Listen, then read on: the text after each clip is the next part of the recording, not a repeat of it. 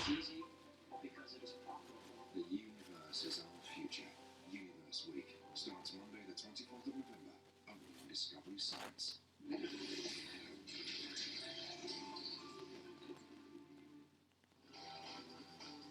Ever look really closely at the fabric on your sleeve? At the pattern, the weave, and the texture? The high-speed loom does it all. Look over your shoulder. A silent spine may be tracking you. The micro-drone has moved up from amateur to professional. It's a monster lumberjack. It grabs, slices, and stacks a bunch at a time. Meet the fella buncher. A low-level rescue flight that travels over water, rocks, and land. It's the sports car of hovercrafts. Let's look inside these machines and see how they work.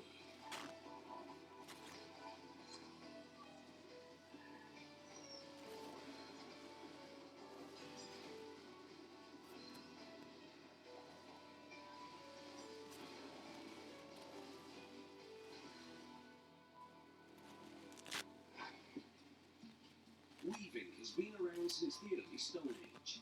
The basic concept hasn't changed, but speed and sophistication have. To keep us all in clothes and bed sheets, we need millions of kilometers of fabric every year.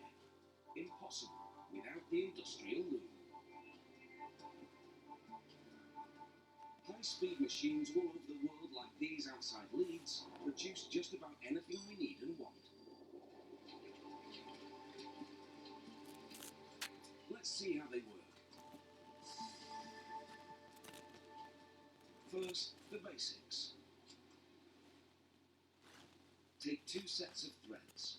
The first is called the warp. 2 rows stretch lengthwise. The second set is called the weft, and it goes back and forth between the warp. Every time it goes through, the warp moves to trap the weft. The threads are now becoming a piece of fabric. To keep it all from unravelling, a reed pushes the threads together, and then the whole process starts again. To mass produce a wide range of fabrics, you need to organise thousands of different threads. So the loom needs a lot of control, and it gets it from these devices, called heddles. Each one has an eye, through which individual warps are threaded. This gives the machine control of thread movement. Heddles are suspended on the loom shafts, located here. When a shaft is raised, the heddles go up and the threads with them. To create simple patterns on one of these, you need a few hundred heddles and 2 shafts moving up and down together. Industrial looms have thousands of heddles and up to 2 dozen shafts, all moving independently. Now, let's see how speed works on this machine. To manufacture massive amounts of fabric in a cost-effective manner, the loom needs to rocket the weft through the warp. Enter the rapiers, one of the latest shuttle replacements. One rapier picks up a piece of thread, pulls it to the middle of the warp, and hands it off to its partner. It pulls the thread the rest of the way, while the first goes back for another strand. This speed puts tremendous strain on the thread, snatched off bobbins at up to 250 kilometers per hour. If it breaks, the machine shuts down, and that costs money. So experts came up with a pre-winder, a device that prepares thread for the rapier. It's a buffer that eliminates thread-breaking tension on the machine.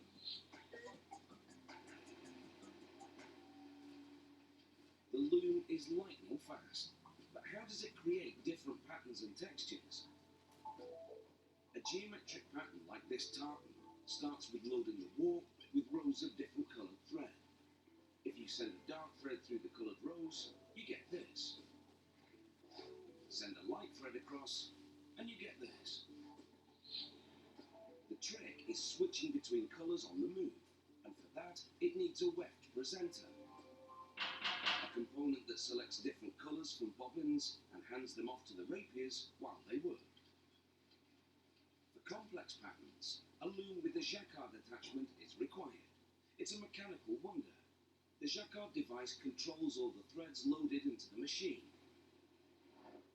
Instead of ganging them together onto the shafts of a standard loom, every strand has its own control system.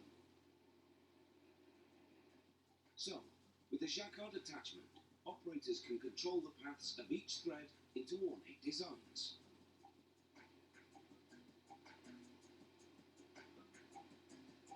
Instructions are sent to each individual thread as it races through thousands of weaves. Designs and patterns are programmed into the machine, and away it goes. The threading of a jacquard loom is so labour-intensive, it's usually done just once. When it's time to change colours, new threads are tied onto the existing ones. Even for a small loom with only a few thousand ends, this process can take days. Without these fabric workhorses, the cost of a single suit would leave most of us in last year's fashion. The loom is a machine to be thankful for. It literally puts the clothes on our back.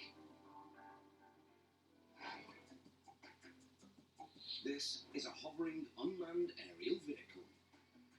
The micro-drone MD-4200.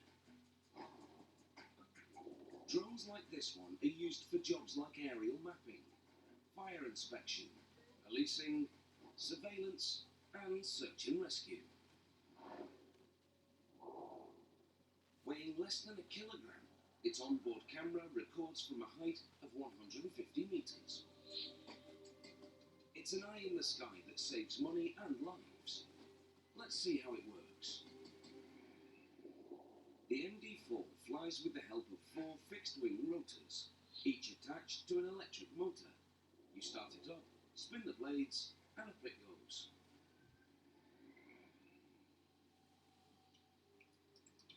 The design challenge is to keep the craft light and quiet, airborne and stable, all while transporting an HD camera.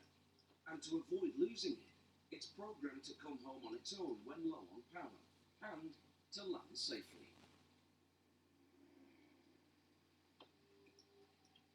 When you weigh less than a kilo, you don't need a big engine. That means less energy to fly and hardly any noise.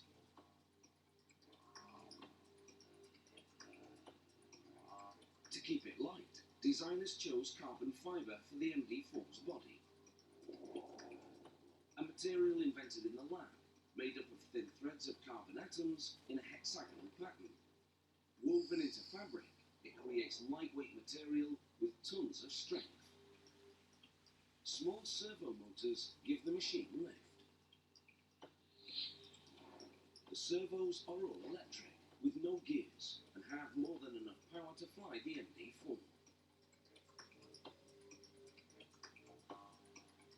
The 4-rotor platform keep a horizontal and stable base in balance for taking pictures.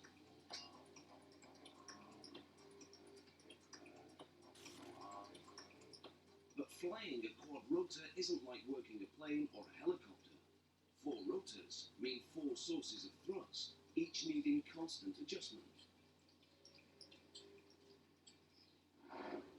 The motors are independently controlled by microprocessors that send and receive hundreds of signals to onboard sensors.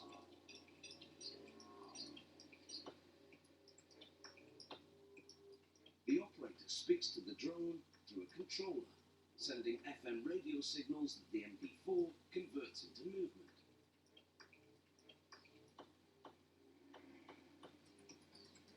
To get a rock-steady hover, 2 rotors spin in one direction, the other 2 in the opposite. The 2 sets of rotors cancel each other out and keep the machine in a static position. If you drop the speed of one pair of rotors, the torque of the other 2 force the drum to spin. For a straight run, drop the speed of one rotor, which causes the leading edge to dip. Then you bump up the power on the back rotor, and away you go. The machine gets all its power from a small rechargeable lithium battery, enough juice to keep it working for about 30 minutes. If the battery runs low during flight, sensors give the drone a pre-programmed flight plan to land it safely close to the operator, who just pops in a new one and sends it up again. And if the MD4 loses radio contact, onboard GPS marks the drone to wait for its master. If it doesn't pick up a signal in 30 seconds, it makes an emergency landing automatically. The GPS also allows a user to switch to autopilot for flying the machine on a predetermined route.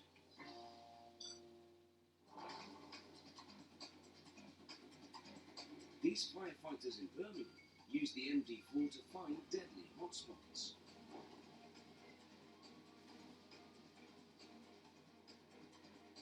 Police and security patrols can sneak up on the bad guys. And it inspects hard-to-reach places. Flying around in silence with the latest cameras, it's a stable floating platform for taking pictures, thanks to the quadcopter design that keeps the shot steady for as long as the batteries allow.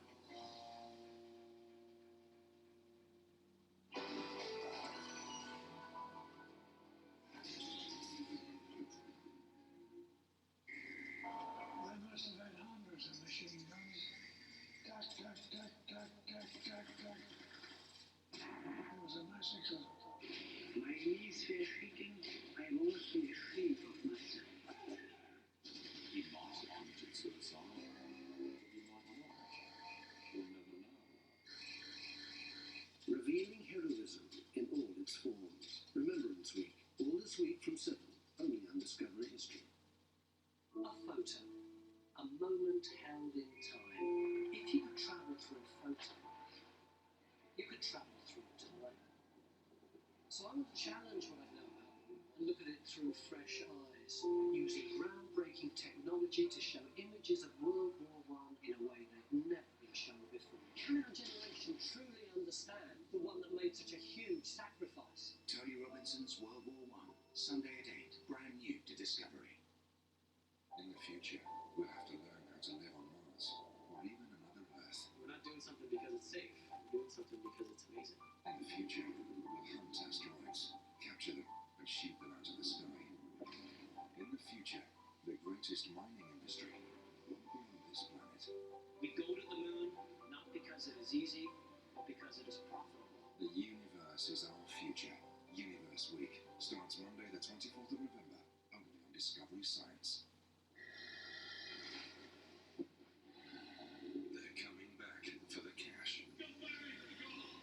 They're coming back for the kicks. I'm gonna sit in an office and push papers, or am I gonna be out here finding gold? They're coming back for more.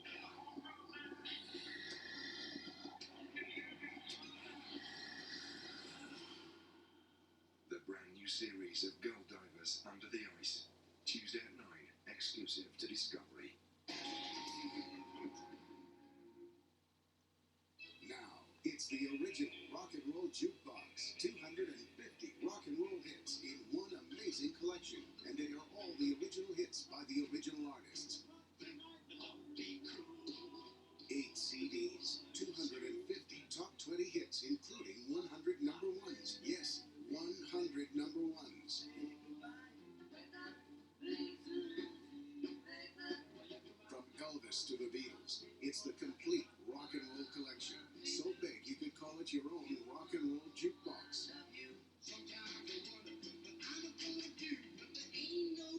Listen to the songs, watch the listings, you'll know every track. Digitally remastered to adjustment pressed quality. Save pounds on download prices. Rock and Roll Jukebox is a 8 CD collection that comes to you in its own presentation pack and is only available through this TV offer or by clicking on our website. These are the original hits and the original artists that made rock and roll. Try Rock and Roll Jukebox yourself for 28 days, and if for any reason it's not for you, send it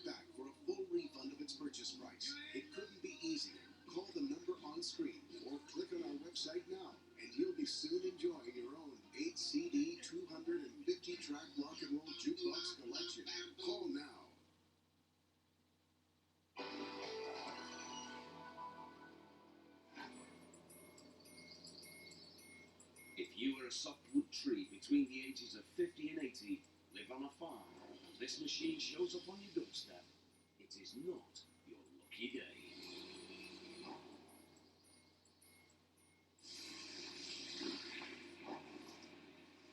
This is a fella buncher, a machine that revolutionised the timber industry.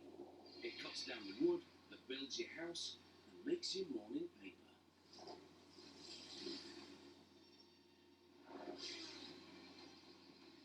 It does the work of dozens of men, cutting up to 4,000 trees in a single day.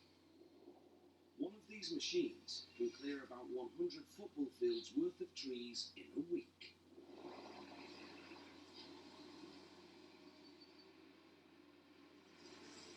Let's see how it works. The fella buncher has two simple jobs: felling and bunching. It cuts trees with a big saw.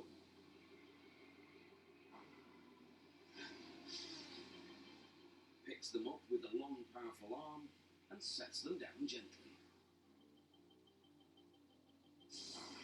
First, the blade. The fella uses a high-speed disc saw with indents to carry away wood chips, and teeth that are wider than the disc.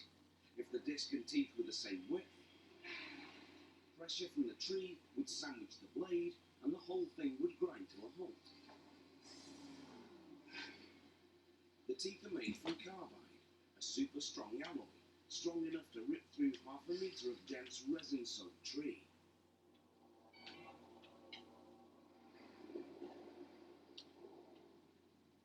The teeth cut through fibres inside the tree with these points. Then rip out the weak middle section.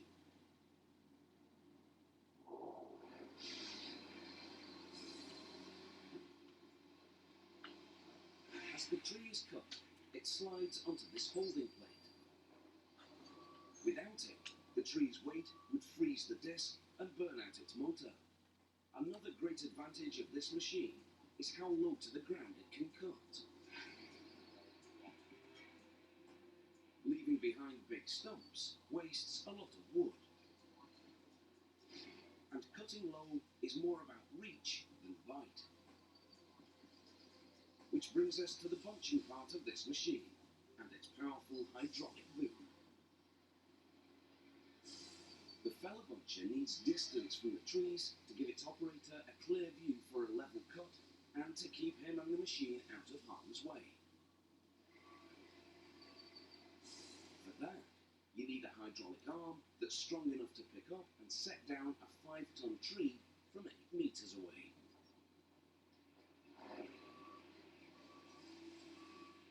The hydraulic arm has two sections, the stick boom and the main boom. Getting these to work together is the key to success out here. With a single joystick, the operator moves and adjusts the boom's two sections to land in the right spot and make the perfect cut. The tree is cut. Why not just yell timber and let it go?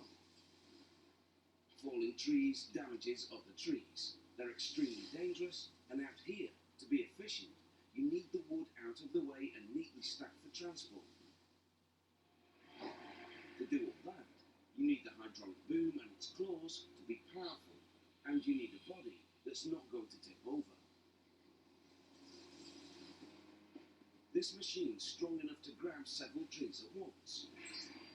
After cutting, the operator closes the accumulator and hangs on while opening these clamp-ons. When a second tree is cut, the accumulator arms are sandwiched between the two. A double hinge joint allows it to slip free and grip the harvest, while the claw is free to grab the next tree. Meanwhile, these special ends, called snouts, keep the blade from accidentally picking up forest debris and sending it flying off in all directions. As the claw grabs, the machine stabilizes itself. It floats on a leveling system that allows the machine to bob on a series of hydraulic cylinders. like wrestling with the tree as it picks it up and sets it down. With a pivot point near the cab, most of the weight is back here, a great counterbalance to keep the whole operation upright. This self-leveling machine operates on slopes up to 45 degrees, handy when you're working on the side of a mountain. Its tracks provide a great grip without wrecking the forest floor. So tree farms like this one can be replanted. The machine's 31 tons are evenly distributed over 6.5 square meters. At any point, its heaviest impact is less than 5 kilograms per square centimetre. That's less than the pressure you put on the ground as you walk. When the fella buncher arrived on the logging scene in the 1970s, it changed the industry forever. The old-style lumberjack is a dinosaur now, and a machine that looks like one replaced him.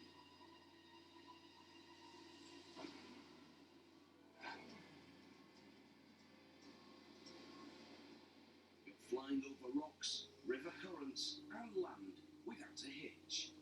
It's what hovercrafts do.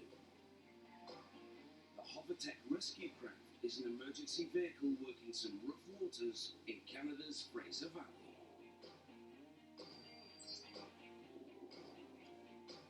When a call comes in, it's got to unload fast and launch in seconds from almost anywhere. Designers gave this machine just one fan and one motor, and that's against normal design rules. Traditionally, it has separate fans and motors, one for lift, one for thrust. To keep it compact and light, this machine's single engine does both. Here's how it works. When you start up, the fan blows air into an airbag or skirt made from heavy-duty nylon.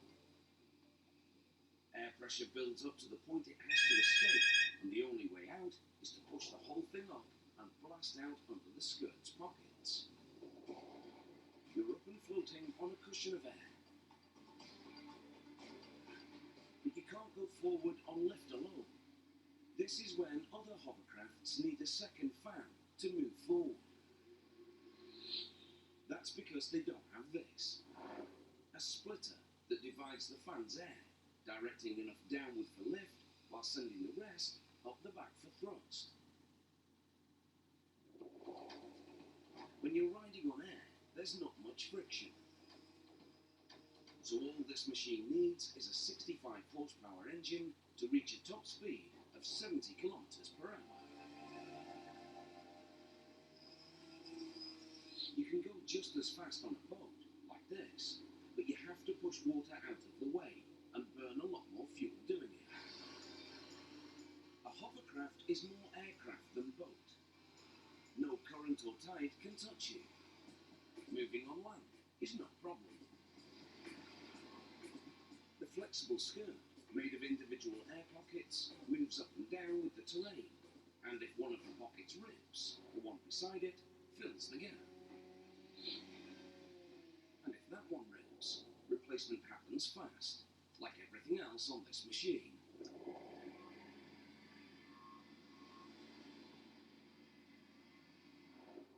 For steering, the handlebars are wired to rudders. Navigating obstacles is no problem, and allows the Hovertech to reach an emergency fast. But what if it needs to slow down and just, well, hover? A traditional hovercraft can shut its thruster fan and float on its lift fans, but with just one, it's a bit difficult.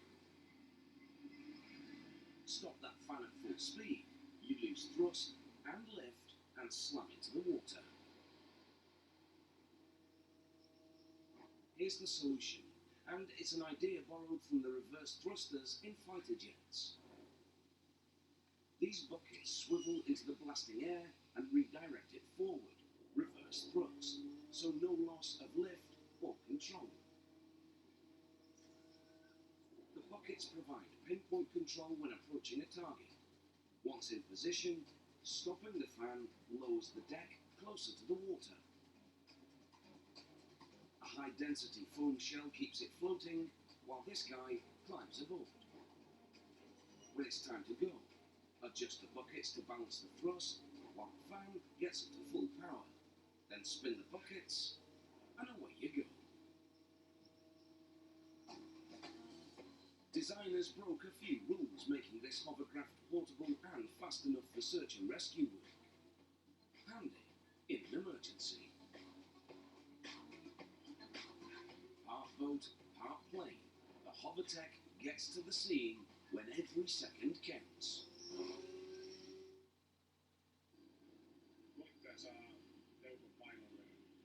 The winner receives a wife's weight's worth of beer and some other prizes. A bronze wife-carrying trophy, a computer, and the World Championship.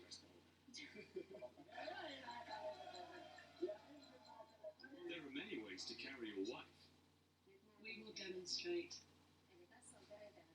Here we have the traditional backpack position. Very convenient for the woman, but not fast enough as the man's hands are tied. You're given your competitor number, placed on the starting line, and then it's all go. For me, the title isn't important, as I enjoy the event itself so much.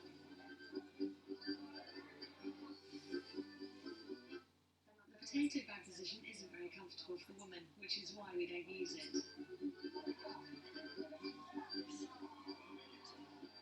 If we finish fourth again this year, which would be the fourth year in a row, we'll change to another equally crazy sport.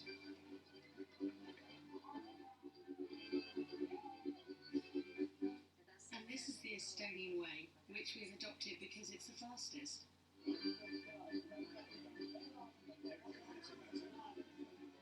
This is a delicate sport, because the speed depends completely on the weight of your wife. No, that is definitely not the case. The man's fitness level is equally important. Well, if you don't succeed, you can always blame it on the wife's weight. So heavy. We came fourth again. The same old result. It's the fourth time we're fourth. But it does feel a bit disappointing, as we're only half a second away from second place. You'll feel better about the fourth place tomorrow. Yeah, that's for sure.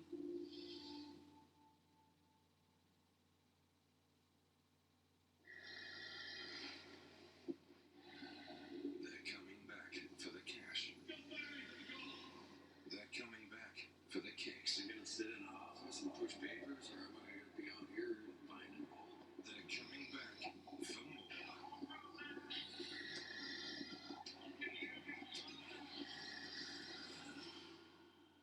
The brand new series of Gold Divers Under the Ice.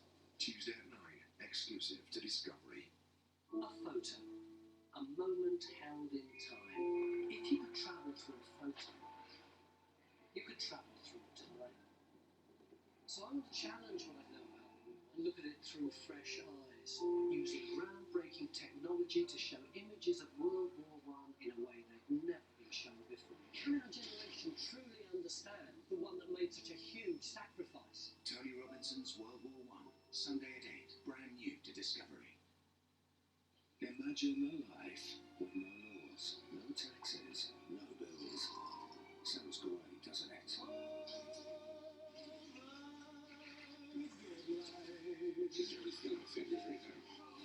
a scary transition to move on houseboat. I seriously think the lady's trying to kill me. It's worthwhile because you're free. How far would you go for your freedom? Isolate Travel, Sunday at 10, new to Discovery and HD. In the future, we'll have to learn how to live on Mars, or even another Earth. We're not doing something because it's safe. We're doing something because it's amazing. In the future, we'll hunt asteroids, capture them, and shoot them out of the sky. In the future, the greatest mining industry won't be on this planet. We go to the moon not because it is easy, but because it is profitable. The universe is our future. Universe Week starts Monday the 24th of November, only on Discovery Science.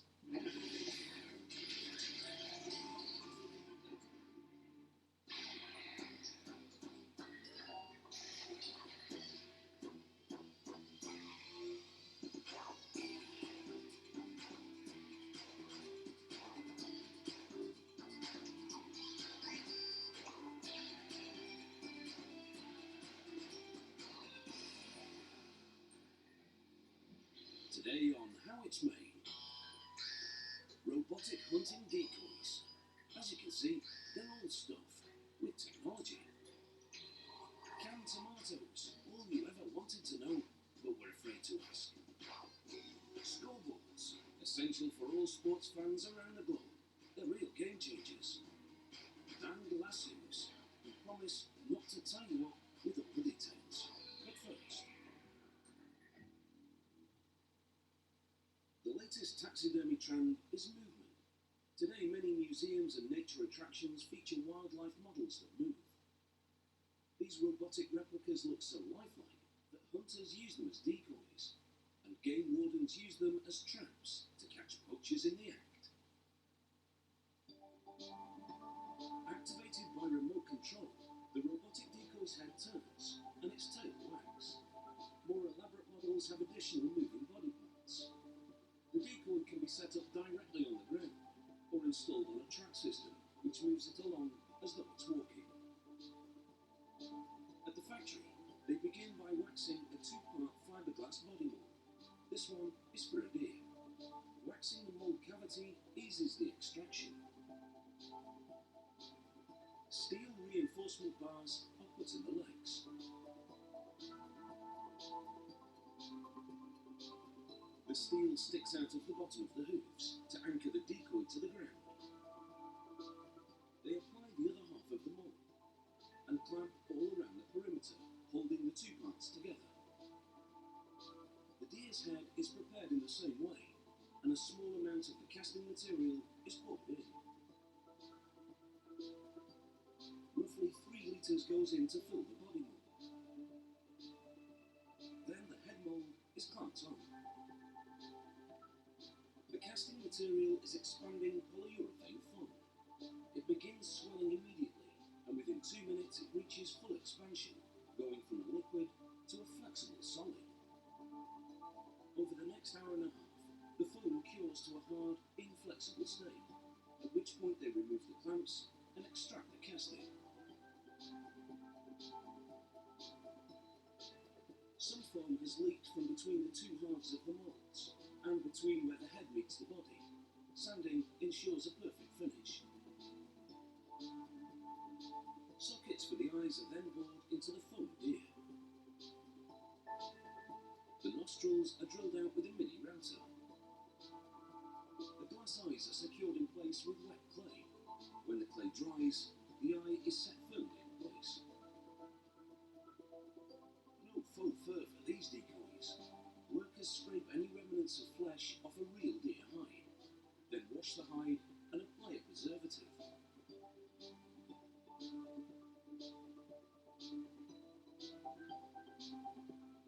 The hide is pulled over the foam deer.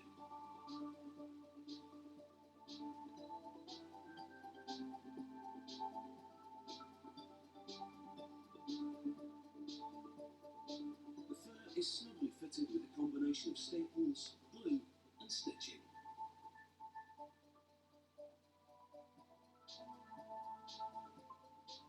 Once the deer is fully dressed, it's put aside for 4 to 6 weeks. This gives the preservative time to penetrate to dry and harden the hide. This is essential to protect against insects and prevent the hide from decomposing. The taxidermy phase of production is now complete. Now the head is removed so the robotics can be installed. These are the parts which will make the head move. The first step is to drill out a cavity inside the neck. This creates a pocket in which to install the plastic housing which contains the robotic components. First, it's a compact motor, which drives this hard plastic gear.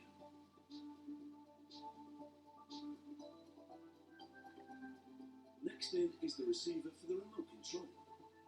Then a AA battery pack that powers both the motor and the receiver. All this goes into the neck pocket.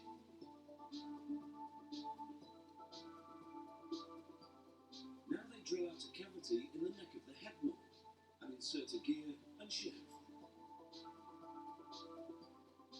The final step is to mount the head onto the body. inserting the shaft into the gear on top of the motor. So now when the motor runs, it rotates the gear, which turns the shaft, moving the decoy's head. Each moving body part has the identical mechanics, its receiver corresponding to a dedicated switch on the remote control.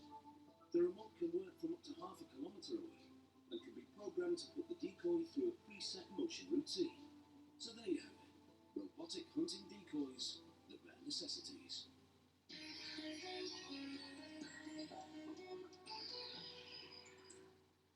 Often considered to be a vegetable, the tomato is actually a fruit. It's grown from the ovary of the plant and it has seeds. It's also the most popular one on the planet. Automation of the canning process in the last century has made that possible, ensuring that tomatoes preserve their #1 slot. There are over 2,000 varieties. For canning purposes, they grow a type with a thick skin and firm consistency, so machinery can pick and sort them without damaging the flesh. Rotating clippers cut the vine as the harvester drives over the crop. Once cut, the plants travel on an elevator belt up into the harvester. Inside the harvester, metal prongs shape the tomatoes to free them from the vines. An electronic colour sorter rejects the green ones. A conveyor transfers the red, ripe tomatoes to a trailer travelling alongside the harvester. Once they have a load of 22 tons, they deliver the tomatoes to the canning factory. Here they fill the trailer with water to float the tomatoes out through a door at the side. The water, dirty from residual soil, drains away through the slats in the belt. The tomatoes land in a clean, water-filled channel, and here any rocks sink to the bottom and are removed. The tomatoes float into a big tank, where jets churn up the water for a more gentle cleansing action. The tomatoes then head up to a sorting line and travel over metal bars. Smaller tomatoes fall through the gaps. They'll be used to make tomato juice. The others fly on past 60 tiny cameras that detect pale or yellowish tomatoes. Pneumatic fingers knock those tomatoes out of the batch. It all happens in less than a second. Now it's the human eye that inspects the tomatoes. They send any rejects to another part of the factory to make juice. The rest take the plunge into a very hot bath. This scalds the tomatoes and loosens the skins. The tomatoes then travel on a moving bed of rubber discs, and this gently pulls the skins away from the tomatoes. A spray of water washes away the skins, which then fall through the rubber discs. This ensures no mess is left after peeling. The now peeled tomatoes travel onto another conveyor, where sprayers give them another rinse. This conveyor controls the flow of peeled tomatoes into the processing room by metering the produce as it moves forward. Ahead, the dicer waits. It has 3 sets of cross-cutting blades to make light work of the tomatoes. The tomatoes tumble down a chute into the dicer and are chopped into small cubes. The diced tomatoes pass workers who pick out pieces that aren't perfectly red. They also remove any pieces of corn.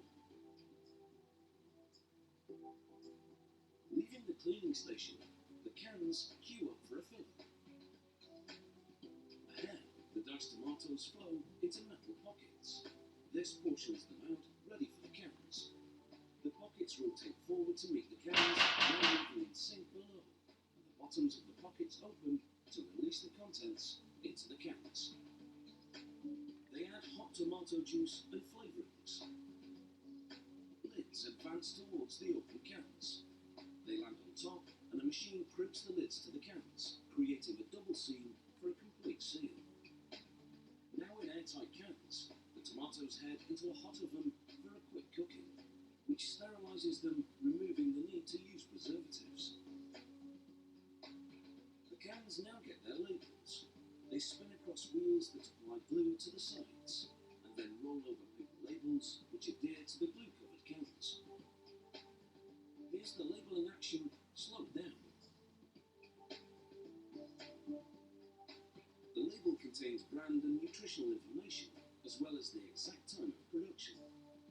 means it can be traced if there's ever a quality issue.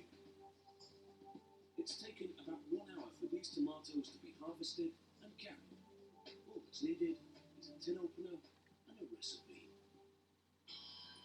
Coming up, we're going to learn how lassos are made. Just to warn you, it's a bit ropey, but we're sure you'll enjoy it. And the writings on the wall. Well, on scoreboards actually. We visit a factory where the numbers have to add up. Join us after the break. There you go, it's half time.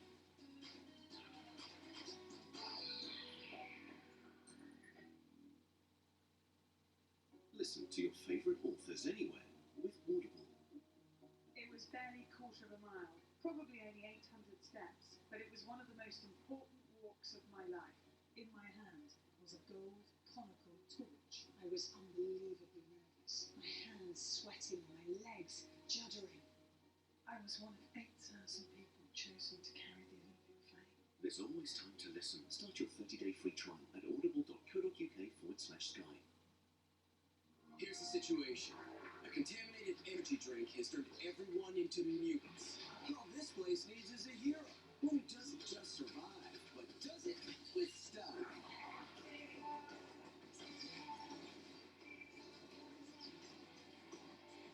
Who is this hero? Me!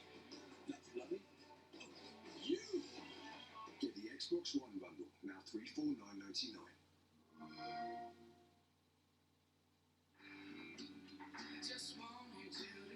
Nothing captures how you felt like a photo, and sharing those photos is easy with personalised photo calendars from Vistaprint. Pick a design you love, upload your favourite photos, and make it your own by adding captions and special dates. Plus, save 50% on your photo calendar starting from only $1.99 when you visit vistaprint.co.uk/Xmas.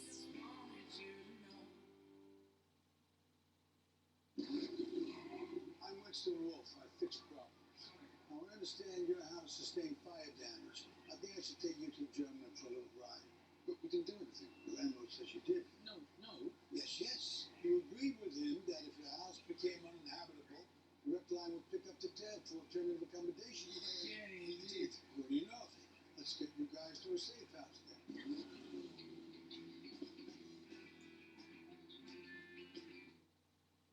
At Amigo, we think it's time for a different kind of loan, where people who've been turned down by the bank could borrow up to £5,000 with affordable repayments, where you simply need a guarantor, and where there are no fees. You can pay back early, no problem. With a representative 49.9% APR variable. Come to amigoloans.co.uk, the all-new, good old-fashioned loan. Right, we're in Bristol today for the Great Jeep Road Trip. On my way to Ashton Court to do a bit of hot air ballooning. When you heat air, it becomes less dense. Actually, it becomes lighter. That's why we're in the air. Right, hot air ballooning done. Next stop, I'm going to be driving a steam train. Shall I untie them? Better do it. Adventure has evolved. To see more of the story, go to jeep.co.uk.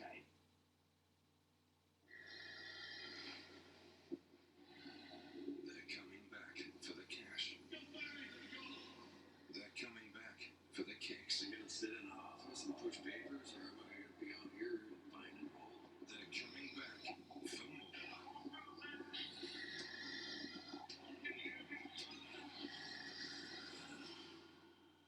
The brand new series of Girl Divers Under the Ice.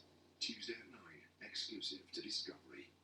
In the future, we'll have to learn how to live on Mars, or even another Earth. We're not doing something because it's safe. We're doing something because it's amazing. In the future, we'll hunt asteroids, capture them, and shoot them out of the sky. In the future, the greatest mining industry won't be on this planet. We go to the moon not because it is easy, but because it is profitable. The universe is our future. Universe Week starts Monday the 24th of November, only on Discovery Science.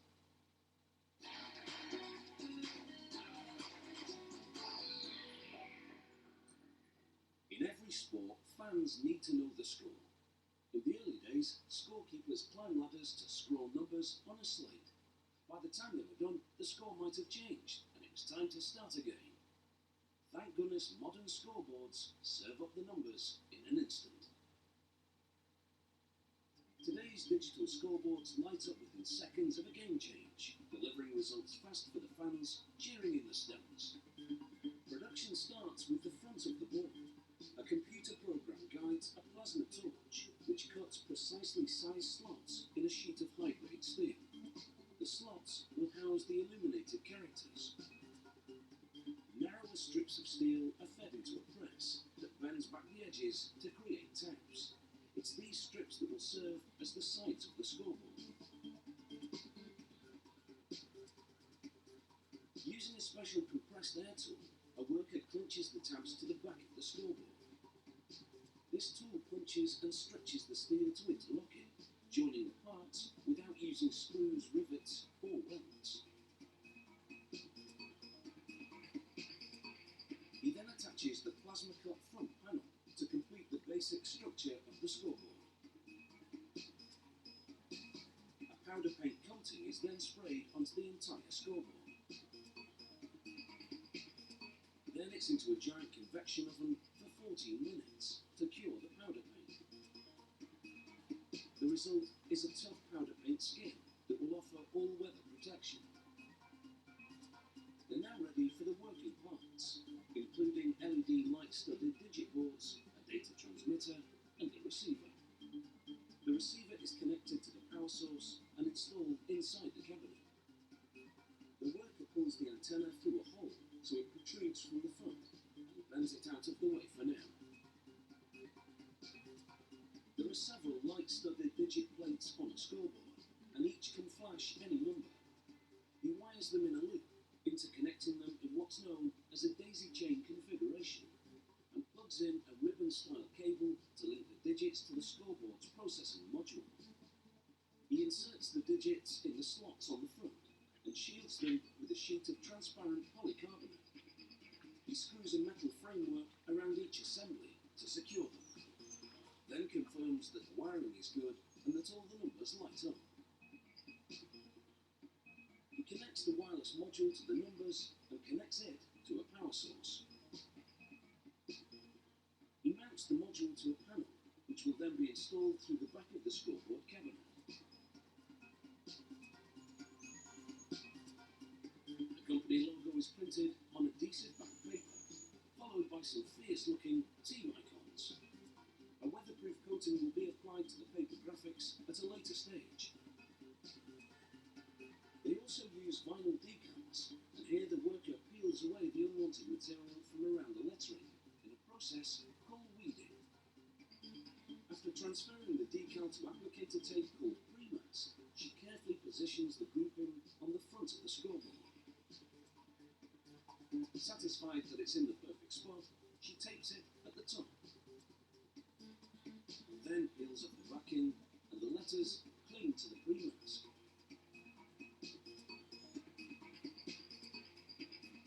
All it takes then is a squeegee to smooth out any bubbles or buckles. She then removes the tape. Then lifts the pre-mask very carefully so as not to lift any of the decals in the process. With all the lettering now in place, the characters on the board make sense of all the LED numbers. The scoreboard is equipped with a speaker and horn, which will go off in the event of a score. And no need to run a cable from the scoreboard to the keyboard. It's all done by remote control. Using that system, a technician now tests all the functions of the scoreboard. That takes about 20 minutes, and when it's done, he confirms the scoreboard is ready for action. Today you can get scoreboards in any shape and design. But when it comes to letting the fans know what's happening in the game, it's very good at getting its point across.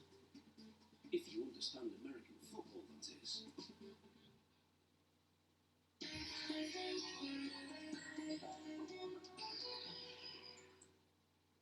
A lasso is a classic cowboy tool designed for catching running cattle. On one end, there's a moving noose you throw over the animal's head. This loop then tightens around the neck or horns. safely stopping the animal in its tracks. Well, that's the theory. Right on, cowboy. Working a lasso requires tremendous skill, so much so that some rodeos typically hold roping contests and feature performances of astonishing maneuvers. The rope maker starts by looping 5 nylon threads around a bushing mounted on a travelling box. He ties the end onto the first of 3 spinning eyes, then runs the 5 threads around the bushing and the second spinning eye, then back to the bushing. He then hops on his cart and drives the travelling box to another travelling box, pulling the threads for this lasso to a length of 14 metres. He transfers the threads from the bushing to a spinning eye on this second travelling box, then pulls the threads back to make the other half of the rope. When he arrives at the starting point, he loops the threads through a third spinning eye. Then he pulls all the threads to equal tension, cuts them from their spools, and ties them off. The twisting process is next.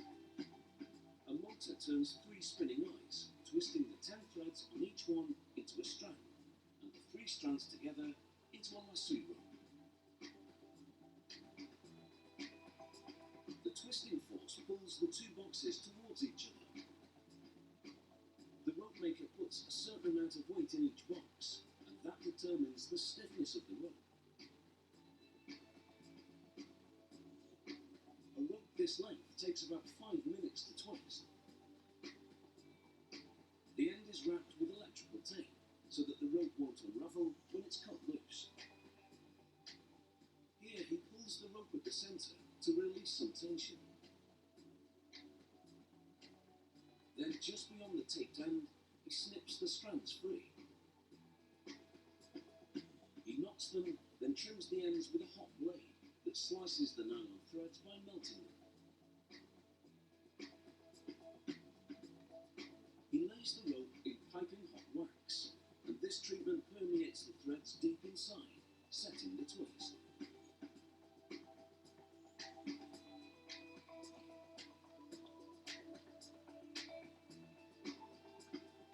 After suspending the rope for a while to let the excess wax drip off, he connects it to a pulling mechanism inside a heated room, or weather permitting, outdoors, under the hot sun. Stretching for a couple of days pulls out any waves, ensuring the rope lies perfectly straight. He then cuts off the knot and unravels just enough rope to tie a knot for what's called a hondo. That's the eye in the rope which helps build the loop. On the other end, he ties a different type of knot, one which will keep the rope from unravelling. Using pliers and a vice, he pulls both knots tight. Then slices off the excess with the hot blade, and burns the ends to seal them.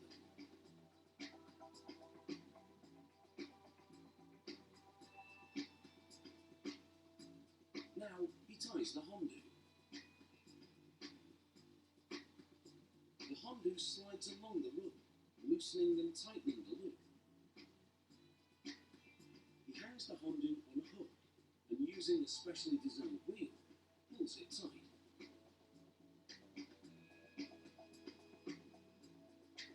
Then he sews a piece of raw hide, called the burner, into the eye of the hondo. It prevents the eye from burning through, as the rope slides through it.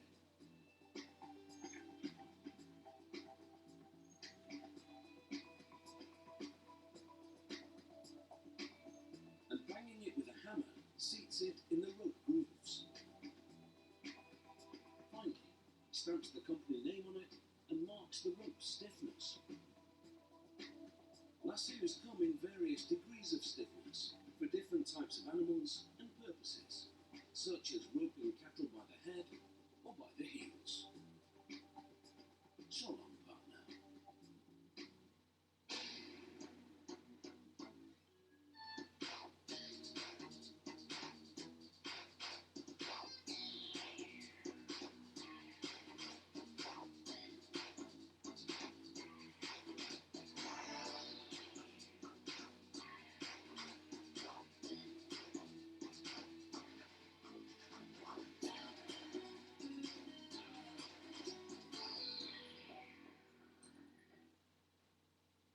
You sure this is right? Oh yeah? All in all, you could have your solid hardwood furniture delivered before Christmas. No, I mean the cost you. Order now for guaranteed Christmas delivery from Oak Furnitureland. Creating the perfect room for just £49 per month. There you go. Perfect. At Sky Bingo, we believe in giving you more. Sign up today with £5 and play with 40. Get access to our newbie room with thousands of pounds worth of free bingo just for new players. And this month, we're giving away over £30,000 in bingo bonuses for all our players. Get more from your bingo with Sky Bingo. Download the app or go to Sky Bingo today to play your £40. Unlike some, National Accident Helpline has a no-win, no-fee, no-risk guarantee. Call 0800 556 557 or go to underdog.co.uk. To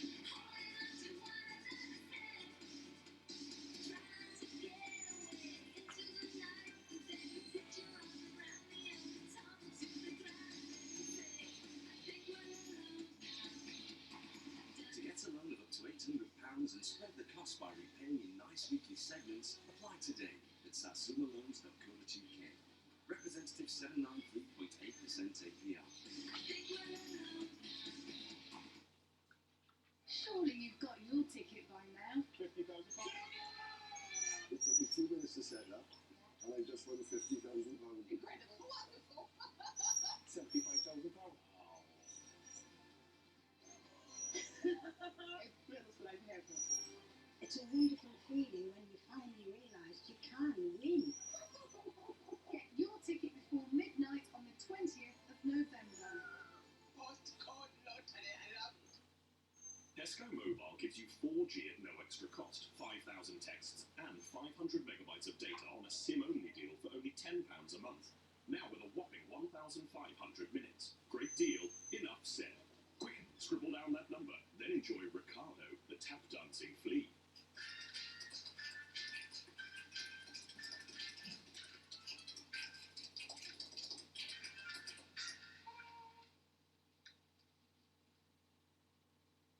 Listen to your favourite authors anywhere with Audible. It was barely a quarter of a mile, probably only 800 steps, but it was one of the most important walks of my life. In my hand was a gold conical torch. I was unbelievably nervous, my hands sweating, my legs juddering. I was one of 8,000 people chosen to carry the Olympic flag. There's always time to listen. Start your 30-day free trial at audible.co.uk/Sky. I am a wedding florist.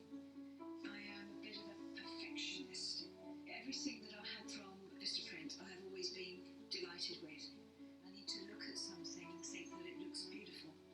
They're incredibly good value for money. Look your best with 100 business cards for £4.99. Plus, get a card holder free at vistaprint.co.uk/TV. I thought that actually looks really smart and it looks proper.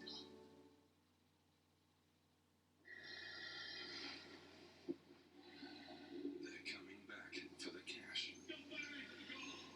They're coming back for the kicks. I'm gonna sit in office and push papers, or am I gonna be on here buying and roll? They're coming back for more.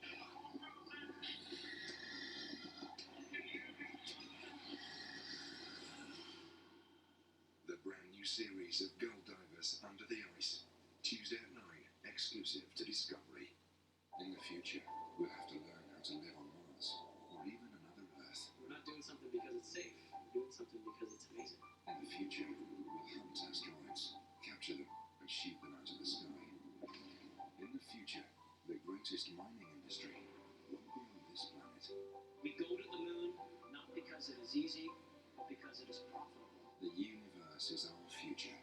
Universe Week starts Monday the 24th of November, only on Discovery Science.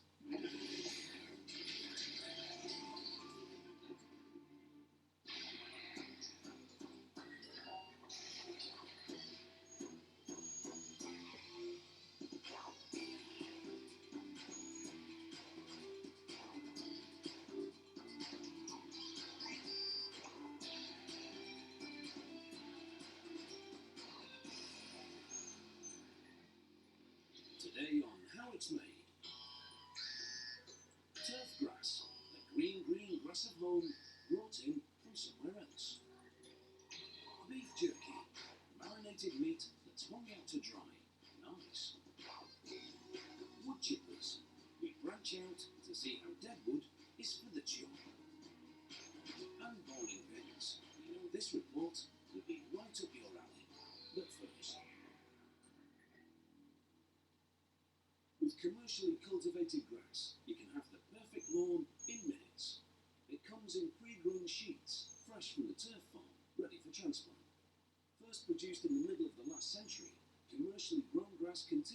change the domestic landscape, thwarted only by a hosepipe ban. If you haven't got time to sit around watching the grass grow, then with commercially cultivated turf, there's no need. Upon delivery, workers simply unroll it and trim it. It's like laying a carpet, and in fact, it is a living carpet. With regular watering, it will start to put down its own roots. It should take about 3 weeks to become established, and then it's time to dust down the lawnmower. It starts with a seed variety appropriate for climate.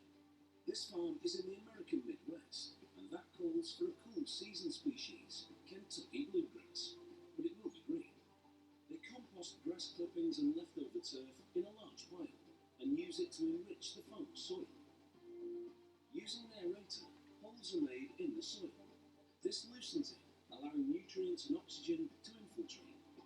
Aerating also breaks up the root stalk left over from the previous crop.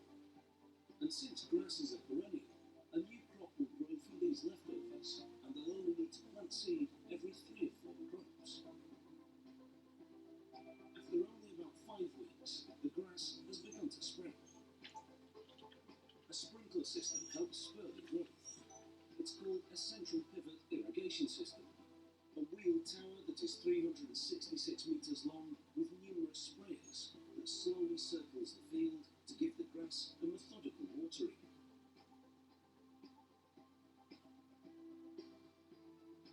Next up is the fertiliser. It'll give the grass the energy it needs to flourish. The 3 main ingredients are nitrogen, phosphorus and potassium. But the mix also contains micronutrients like iron, zinc and magnesium for an extra boost. They fertilise the field typically 4 to 5 times a year, using a supersized version of a domestic rotary spreader. Pulled by a tractor, it scatters fertiliser out of the back to cover a lot of terrain. An application of herbicide keeps the weeds at bay as the grass grows, and the blades become denser. Once it's thick enough, it should resist weed itself. They mow it 3 to 4 times a week, never cutting more than a third of the total growth. Anything more would cause the grass to focus on repairing top growth, at the expense of establishing a robust root system. When an ordinary lawn tractor can't cut the mustard, they bring out a mega version. It has 3 mower decks, each with 3 blades, and can mow an area the size of 10 football fields in 1 hour.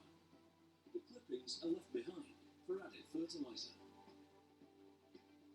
It takes about 18 months for the roots to fully develop and form a thick mass. That means the turf grass can now be harvested without falling apart.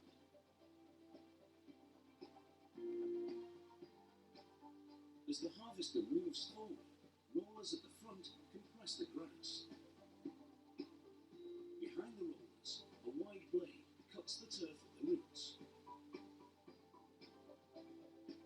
At the sides, spatula-like mechanisms lift the turf onto a conveyor. Once there, another blade cuts it into strips. The strips move up to a device that rolls them up, just like you'd roll a sleeping bag.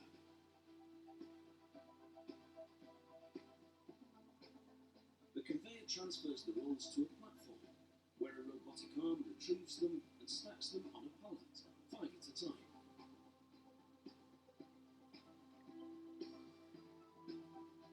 When the stack is big enough, the harvester lowers the pallet.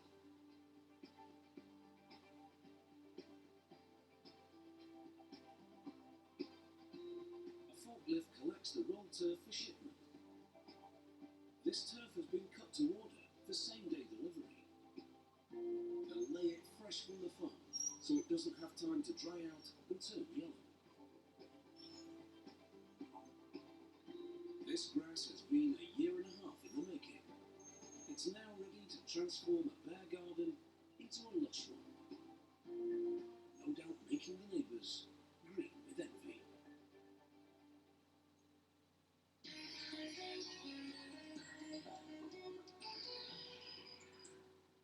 If you're craving a meaty snack that packs a good dose of protein, then some beef jerky might just be the ticket.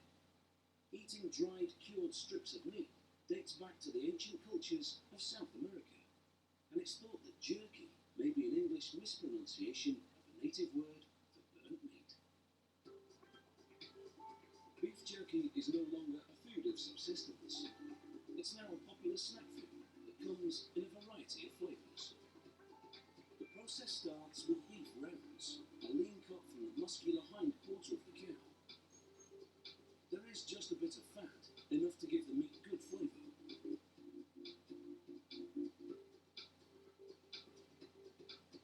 Workers put the beef rounds through a slicer, which cuts them into thin strips of identical width, so that the jerky pieces come out as uniform as possible.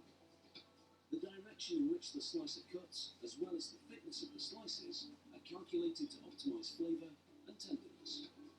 The marinating will further tenderise the meat. Some producers inject the marinade prior to slicing. This company marinates after slicing, so that the marinade is sure to tenderise and flavour every slice. After loading a small batch of meat into a rotating drum, the marinade is added, a secret recipe comprising both dry and liquid seasonings.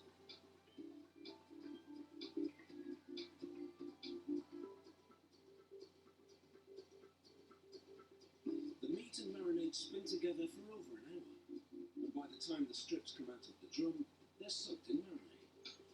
Another 24 hours in the marinade, and they're ready to go into the smokehouse.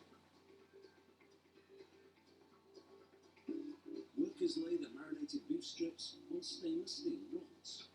They're spaced well apart to allow the hot air to penetrate from all angles. Once they fill a rod, they hang it on a rolling rack. A rack holds 100 rods, roughly 110 kilograms of beef strips. Each rack goes into its own individual smokehouse, inside which two simultaneous processes occur. Water-soaked hardwood chips burn, slowly smoking the meat, and the jerky also cooks slowly at low heat, no higher than 82 degrees Celsius. The variety of beef jerky dictates the type of hardwood they use. For example, sweeter flavours such as honey barbecue or teriyaki require smoke with hickory or applewood, whereas for more savoury or spicy flavours, they use mesquite wood. Over the course of 5 to 7 hours in the smokehouse, the circulated warm air gradually dries out and cures the meat, and the smoke from the wood infuses it with flavour. Samples are taken from each fully smoked batch to measure the thickness. The required thickness is 3 to 4 millimetres. After the strips have been cut to approximately 8 centimetres long, the jerky enters an automated scale, which weighs out the quantity per packet.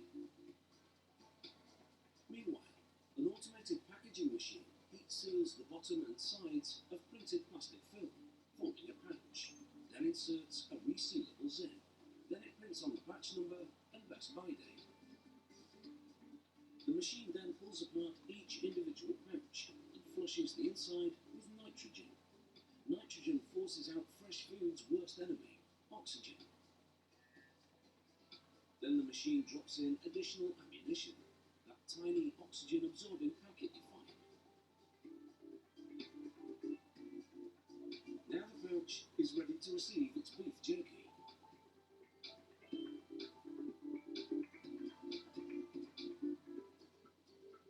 In the smokehouse, the raw beef lost about 3/4 of its weight as the moisture inside evaporated and the fat cooked off.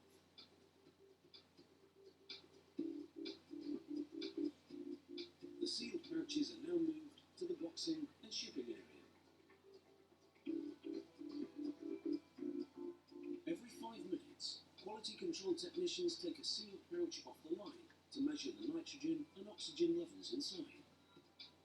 Earlier on, they tested samples from every single batch coming out of the smokehouse to make sure the slow cooking process killed off all the bacteria in the beef and dried it sufficiently. The jerky can boast a shelf life of 14 months. There's food for thought. Chew on that. Coming up, why don't you take the weight off your pins and see how they make wooden ones for your local bowling alley?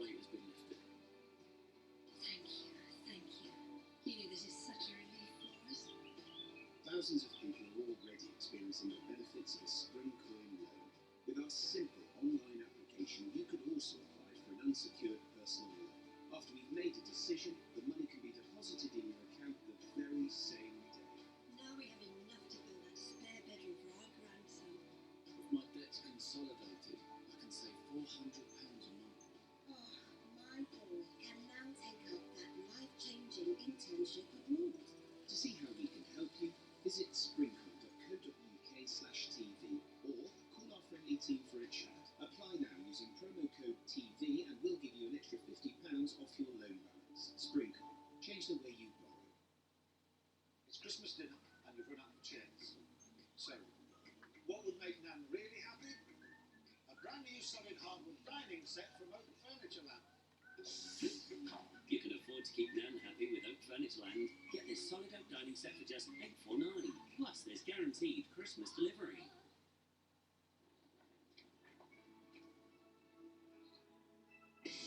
First for Lawyers offer free advice and experience you can depend on. First for Lawyers are there if you're injured in an accident that isn't your fault.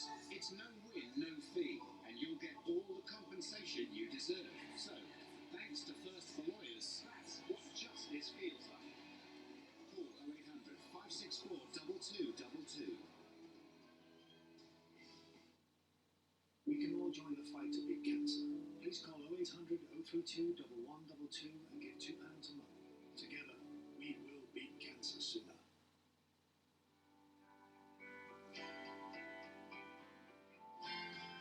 With Swinton, you get £50 for switching your car insurance. Talk to Swinton Insurance now. We'll search a panel of specially selected insurers and give you £50 as a welcome when you switch. Call 0800 116 4050 and see if we could save you money on your car insurance. Talk to Swinton on 0800 116 4050 in a high street branch or visit our website. Download the app from Britain's biggest bingo site and play Pulse, the exclusive new game from Tombola, where games start every few seconds from just 10p. Available to download on tablet and mobile today. Come join the fun anywhere at Tombola. What's the big deal about topcashback.co.uk? We thought we'd let our members explain. Saw a great TV and broadband package the other day with £150 cashback, money back on all my online clothes shopping. Buy everything I need on there and get money back. The single best thing, Top Cashback, is it's easy money and no dramas. Always remember to use Top Cashback when you shop online. That way, you get a bit back when you spend. Top Cashback, top side. 2 million members earn money with Top Cashback. Don't miss out. Join today. Topcashback.co.uk. Money back when you shop online. Last year, Money Supermarket saved Britons an estimated £40 million on their annual energy bill. Graham switched, and now he feels electric.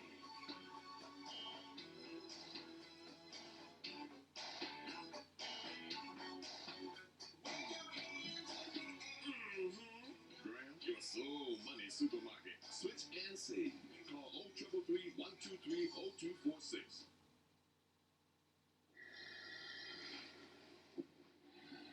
They're coming back for the cash. They're coming back for the kicks. I'm gonna sit in office and push papers, or am I gonna be out here buying it? They're coming back for more.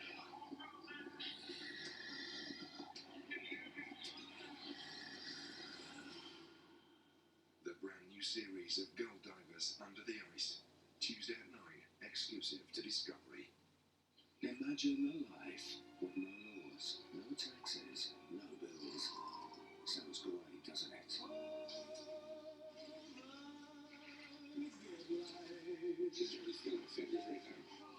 It's a scary transition to move on a houseboat. I seriously think the lady's trying to kill me.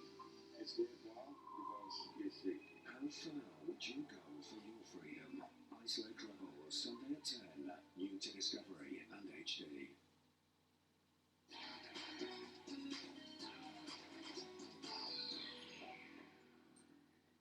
The wood chipper was invented in Germany in 1884. Today's commercial-sized chippers devour wood debris and even entire trees in mere seconds. Spitting out chips that can be used as mulch for your garden makes the wood chipper one mean recycler.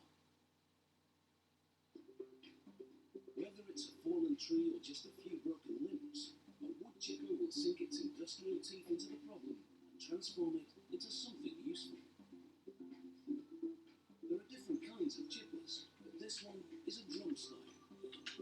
It has a feed wheel with serrated edges that draws wood into the revolving drum. Inside, knives tear into the wood, chopping it into little pieces. It's the supersized equivalent of a paper shredder. To make our chipping drum, rollers curl a rectangular steel sheet to transform it into a cylinder. The gap between the rollers determines the cylinder's diameter. After a few passes through the rollers, the ends of the rectangle meet and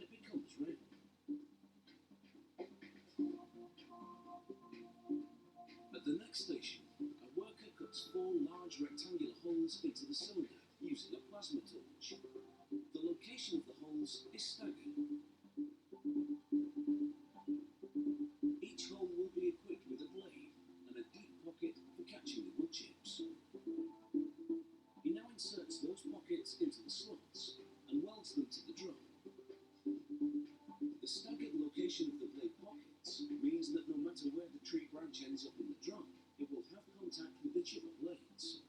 Those blades will be installed later. Next, he welds the end caps to the chipper drum. They have pre-cut holes for a shaft and for accessing the inside of the drum. Then the drum spins, and sensors pick up vibrations which would indicate an imbalance.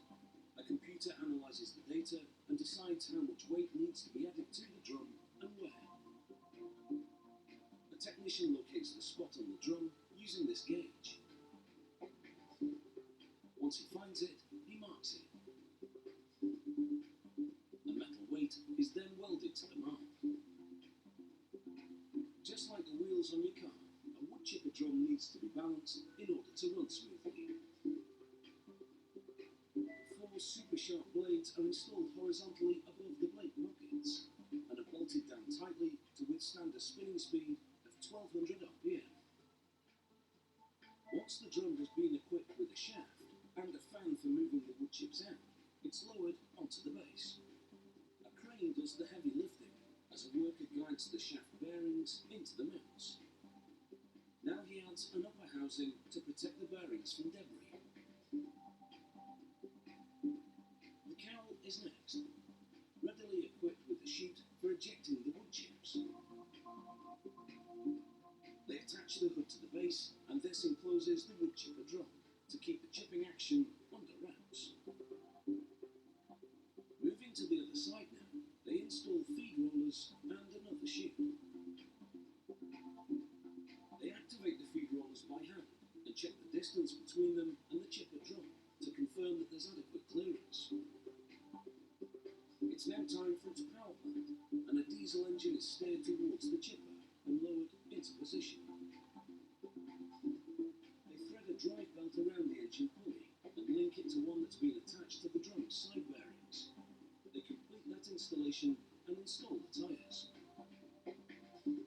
The wood chipper now gets its primer and a coat of paint.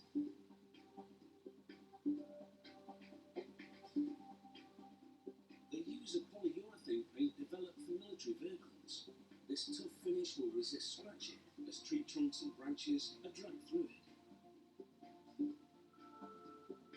They paint the wood chipper a brilliant orange, so it will stand out on the worksite. Once the paint is cured, they protect the drive belt with a metal cover.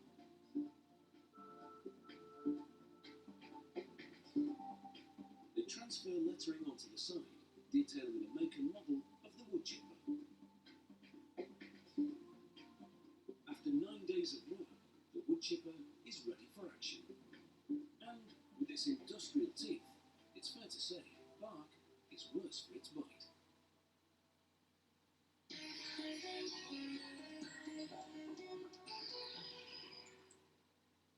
10-pin bowling is popular worldwide.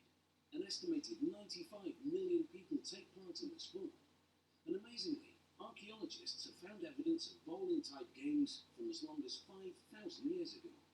However, the factory where they're made is most definitely up to date.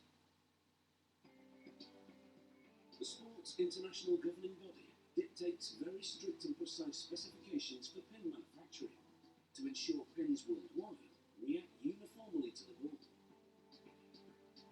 As dictated, this bowling pin factory uses hard maple wood with a moisture level within regulation range.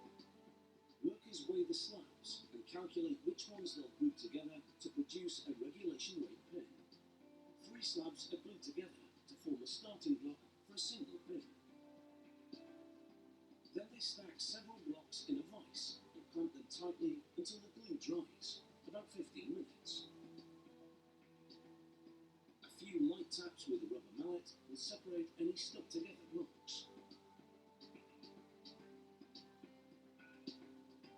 A custom-designed machine then drills 3 holes in each block, hollowing out what will be the centre of a bowling pin.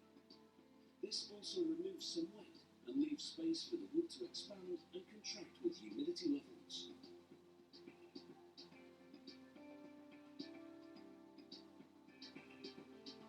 They lay the block in a carousel vise and glue a small slab of wood to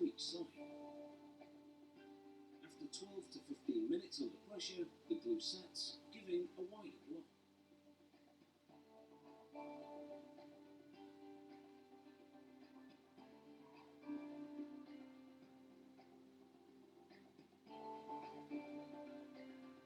They transfer it to another carousel, which runs it through a planer. This removes globs of dried excess glue and levels the top and bottom surfaces.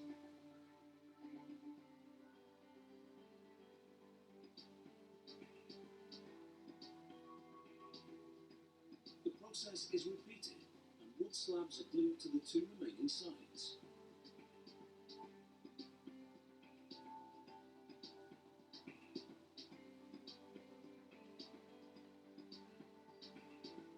After the glue fully cures for 24 hours, those sides also go through the planer.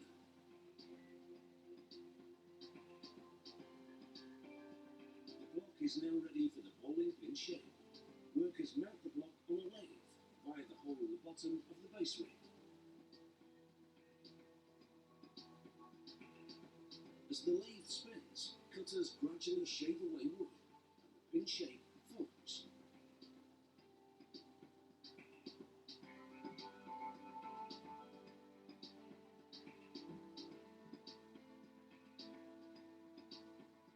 This whole operation takes about 45 seconds.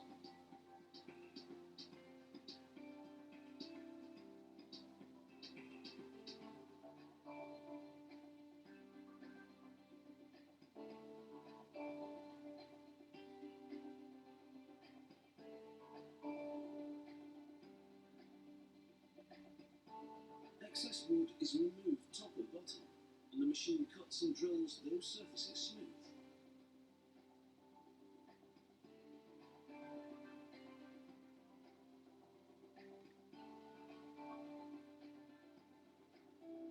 A nylon ring goes into the hole in the pin's base.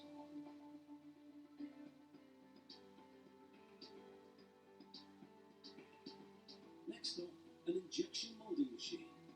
It coats the entire pin surface in liquefied nylon, then quickly cools the nylon solid. This protects the wooden pin with a hard and durable covering. Now it's weighed to make sure it falls within regulation range, between 1.5 and 1.6 kilograms. Finally, a printing machine spins the pin under an ink pad to apply decorative stripes.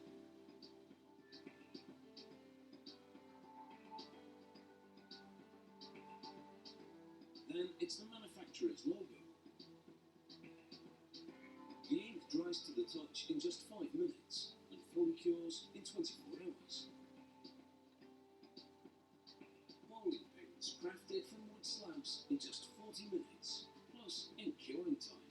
That's impressive. You could say we're bowled over.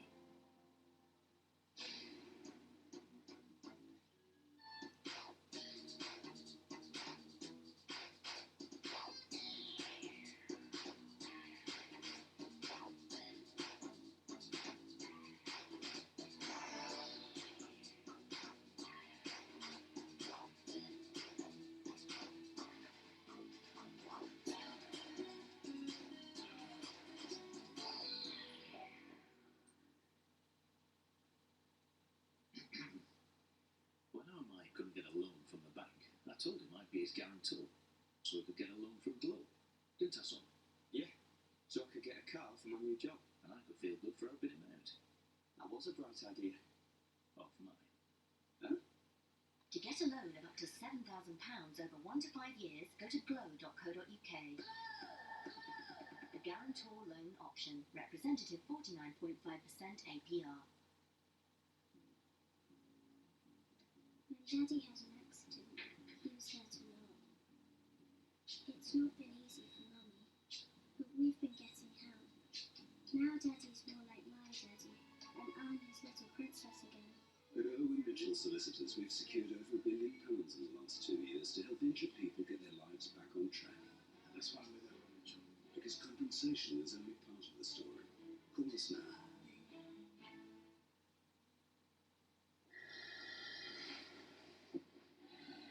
They're coming back for the cash. They're coming back for the kicks. I'm going to sit in half.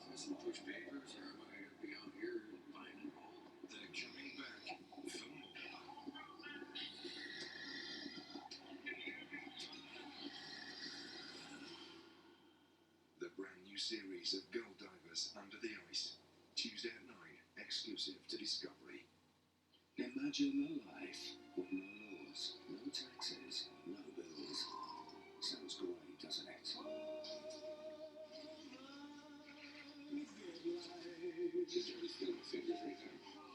It's a scary transition to move on a houseboat. I seriously think the lady's trying to kill me. It's worthwhile because you're free. How far would you go for your freedom? Isolate Travel, Sunday at 10, new to Discovery and HD.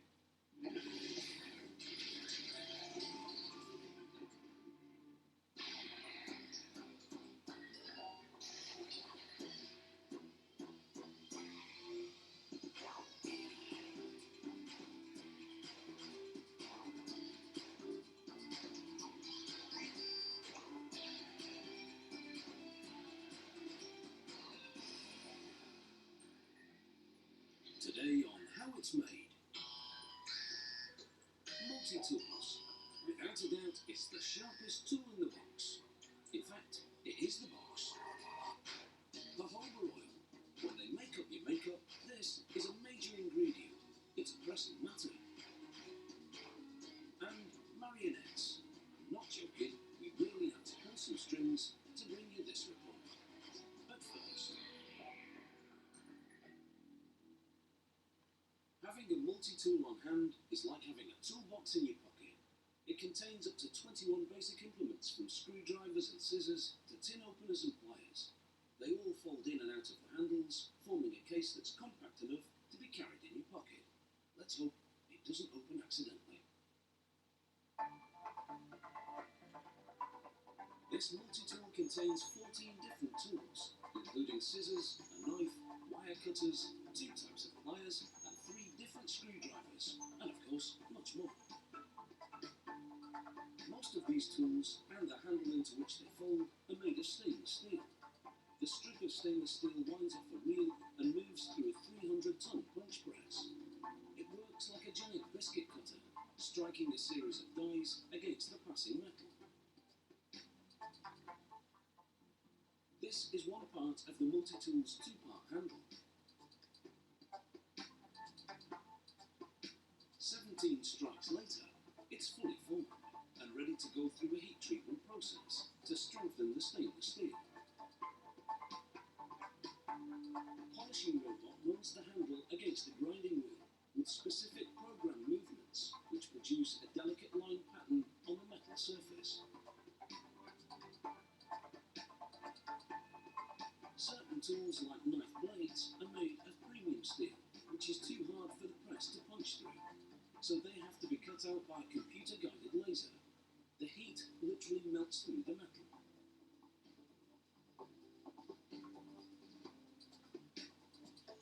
The knife blades go into a polishing machine, where they vibrate amongst ceramic stones for several hours. This smooths out the rough cut edges by abrasion. A magnet then removes the blades from the machine. The knife blades, still dull at this point, go onto a motorised table, which runs them back and forth under a grinding wheel, which finalises the dimensions.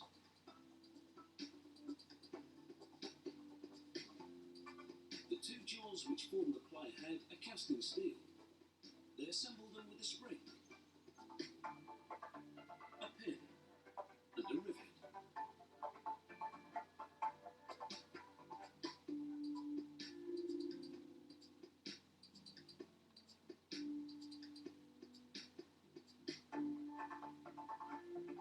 Then a robot performs a 2-stage polish, first against the grinding belt with a rough grit,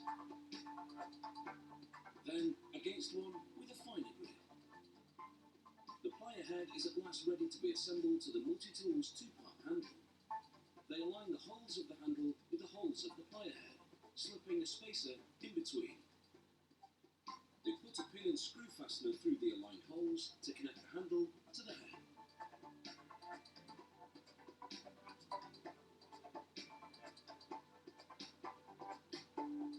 Now back to the knife blade. Until this point, the blade's cutting edge has been dull. Now a robot sharpens it against 2 grinding wheels. This is what the knife blade looks like before and after. 14 tools formed, heat treated and polished, and with the pliers connected to the handles, final assembly can begin. The remaining tools stacked together inside the two handles, with a stainless steel ring to fill up the excess space. In assembly, they thread a rod all the way through the holes at the base of the handle and tools to hold the alignment just until they secure the setting with a stainless steel pin and rivet. They repeat this process in the other handle with the remaining tools, except for the knife blade and scissors, which will go in later. They apply a few drops of thread lock to immobilize the pins in each handle. A bronze washer makes the handle housing the knife blade open smoothly to prevent injury. A safety cover is installed on that same handle to shield the knife when it's not in use.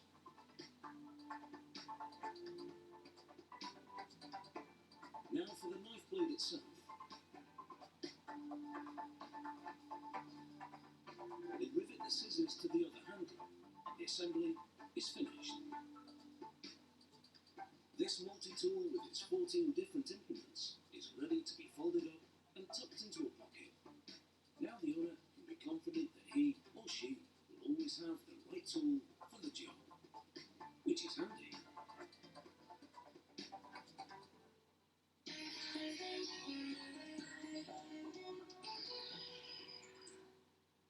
Jojoba oil isn't an oil.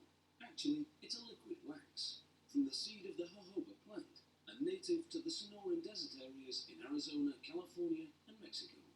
Jojoba oil is a common ingredient in soaps, shampoos, moisturizers, makeup, and you can even cook with it.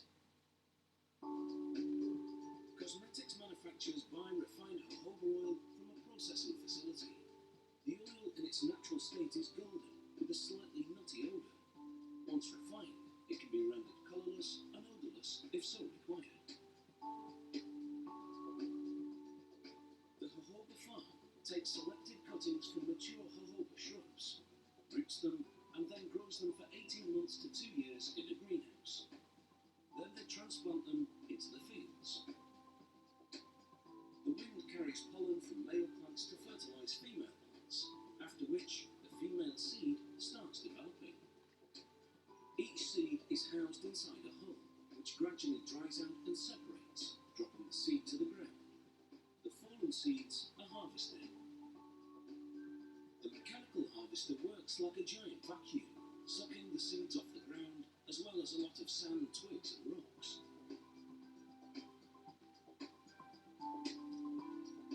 The harvester then drops its collection into a large hopper, which feeds an elaborate seed cleaning machine. In it, the seeds and debris move from conveyor to conveyor through a series of vibrating screens, each made of increasingly smaller mesh. The process gradually sifts out smaller and smaller bits of debris.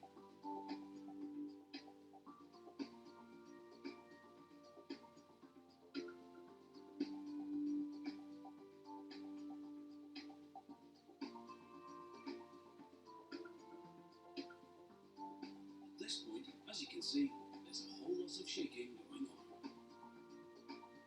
Eventually, only the seeds are left, and they go into huge polythene bags, ready for the processing plant. Workers empty the bags into a seed bin, and from here conveyors take the seeds to the presses. The liquid wax is contained within the hard white flesh, called the cotyledon. They extract the liquid wax with a conventional expeller press. A long screw conveyor feeds the seeds into the press, then crushes them against the shaft. This forces out the liquid wax, which makes up about half of the seed's weight.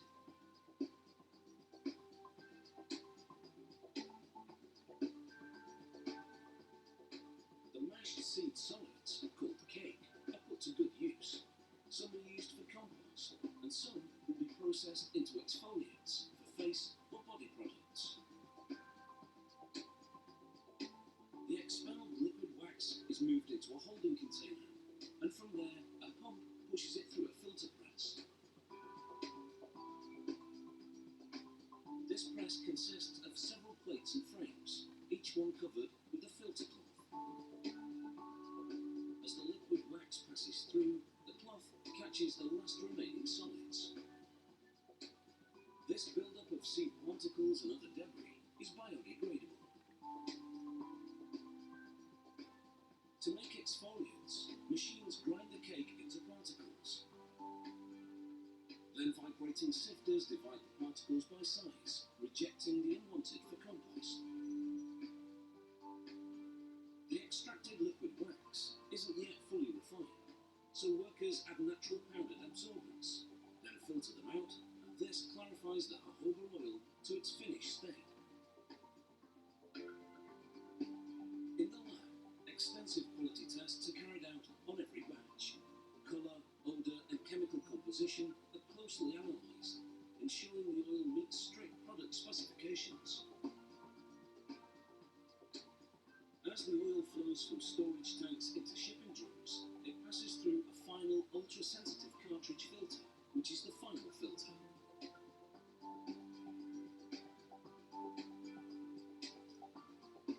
This processing plant makes two varieties of refined jojoba oil, one golden with a mild nutty aroma, the other colourless and odourless.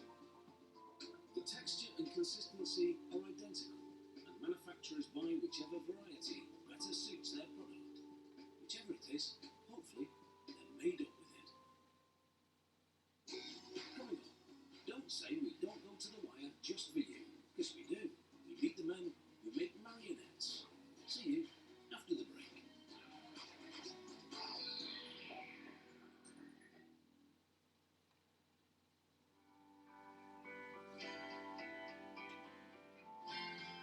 With Swinton, you get £50 for switching your car insurance. Talk to Swinton Insurance now. We'll search a panel of specially selected insurers and give you £50 as a welcome when you switch. Call 0800 116 4050 and see if we could save you money on your car insurance. Talk to Swinton on 0800 116 4050 in a high street branch or visit our website. Had an accident? The National Accident Helpline is online at underdog.co.uk. Simply connect, click and claim. There's never been a better time to check out BT Infinity. It's free for 6 months, then £15 off. And if you order online before the 17th of November, you'll get a £125 Sainsbury's gift card. Infinity is super fast thanks to powerful fibre optic. So good that 9 out of 10 of our customers will recommend it to friends and family. Get our new package free for 6 months. Yes, free, then £15 a month. Call 0800 002 002 or visit bt.com/free for your online exclusive gift card. TV advertising isn't complicated at all. Gorillascope will plan and monitor your campaign and do all the hard work for you. So call Gorillascope on 0800 088 6789. Isn't it time you put your business on TV?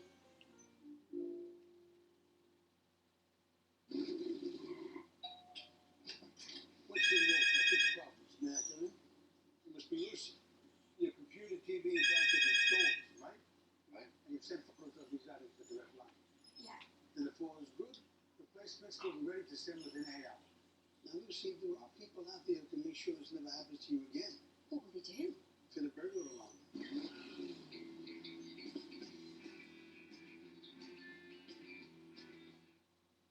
Don't you just fast forward the ads anyway? Most people don't fast forward the ads, and if they do, Gorillascope won't charge you for them.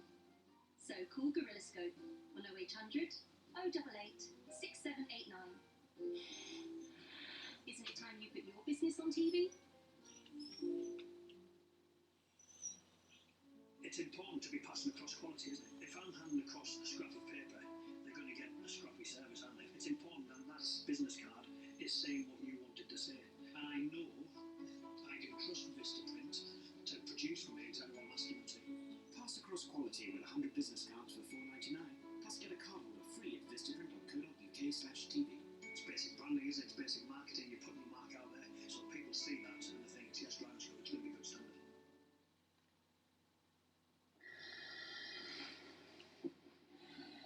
They're coming back for the cash. They're coming back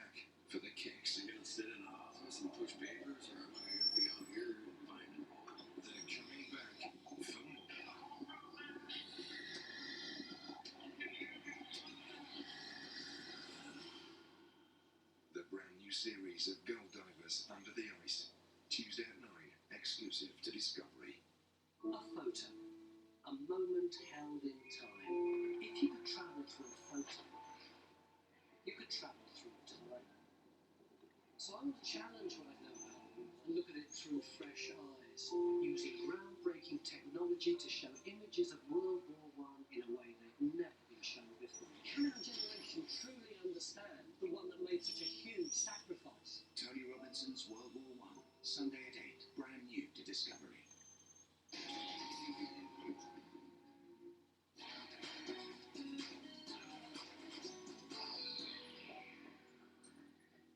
String puppets, also known as marionettes, are an ancient form of artistic expression. It's not known exactly where or when the first string puppets made an appearance, but it was thousands of years ago. Their performance might be a bit wooden, but they still managed to entertain audiences worldwide. CGI characters may rule in Hollywood, but on stage, there's no doubt that string animated ones can still dazzle and delight. A few movements of the puppeteer's hand and some fantastical characters are brought to life. Behind the scenes, making these marionettes is a major production. Each one is painstakingly handcrafted in a process that can take weeks. Like all good things, the spark is an idea. The puppet maker draws several sketches of a character, tweaking the features until he's satisfied. He then draws a full-scale version of the marionette. Referring to that scale drawing, he sculpts the head in clay, building it onto a wooden framework, known as an armature. The clay is oil-based, which means it doesn't dry out as fast as the water-based kind, so there's time to tweak it to perfection. Lines drawn for reference make it easier to position the nose, eyes and mouth, and he defines the mouth a little more to give it a petulant expression. He smooths the top of the clay head using a looped sculpting tool and his thumb. He constantly compares the dimensions of the sketch to the sculpture. Once the lips and other features have been smoothed down, he prepares to make a plaster mould of the sculpture.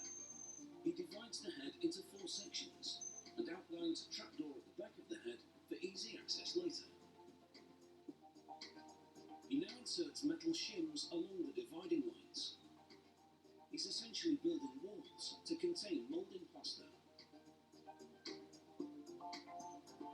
The shims will also ensure that the plaster can be removed in 4 whole pieces.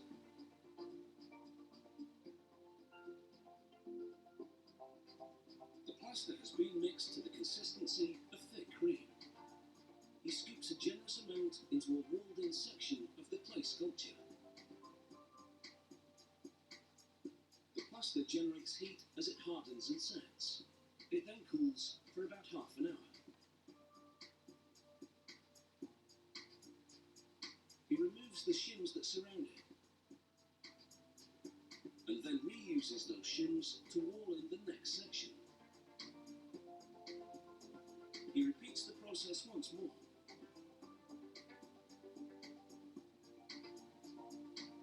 When all 4 sections are complete, he gently chisels them at the seams to separate them. He opens the mould and removes the sculpture. Its image has been transferred to the inside of the mould, so the clay sculpture is no longer needed. He's ready to cast the puppet head using the mould. For that he uses plastic-infused cloth squares, softened by solvent. He transfers the squares to the mould sections and layers them paper-mache style. A release agent applied to the mould keeps the squares from sticking to it as they begin to bond to each other and infiltrate the mould's curves and crevices. With squares now applied to all 4 sections, he puts the mould back together again and joins them at the seams. After 10 hours, it should be ready. All those little squares are now one solid marionette head.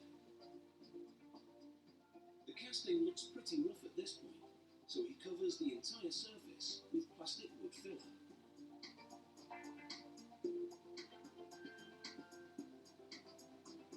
Sanding makes a massive difference. He then paints the head and cuts holes for the eyes and mouth.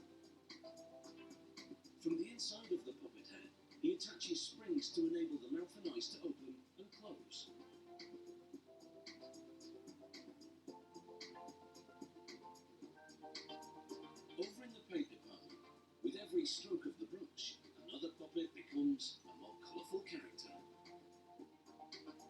It takes skill and patience with the brush to bring these characters to life, but the next stage of the process really makes the puppet feel real. It's looks that matter. Before the head of the penguin puppet can be attached to the body, it just needs a few more dramatic touches, like curly fur. Yes, in the fantasy world of puppetry, anything is possible, even for a penguin.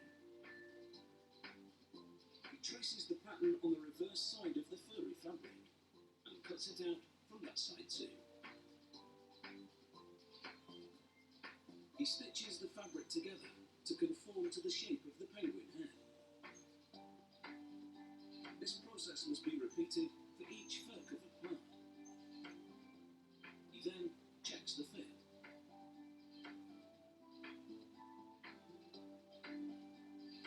Satisfied with the result, the eyelashes are next. He traces the pattern onto rubber and cuts the lashes out. To accentuate the eyes, the lashes are made substantial. He inserts a pair of lashes into slits in each wooden eyeball. No detail is overlooked. Here he glues rhinestones to shoes for some serious on-stage bling.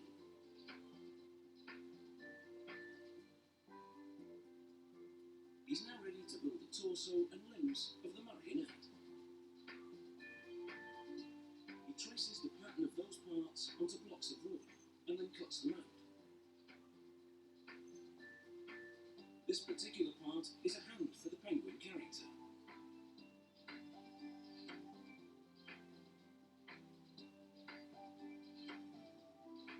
The initial cut is rough, so needs fine-tuning. He chisels it and files it with a rasp to round the profile. It takes about 5 hours to produce just one puppet hand. The other parts receive an equal amount of attention, because with ball and socket joints, it's essential each limb fits smoothly to the next.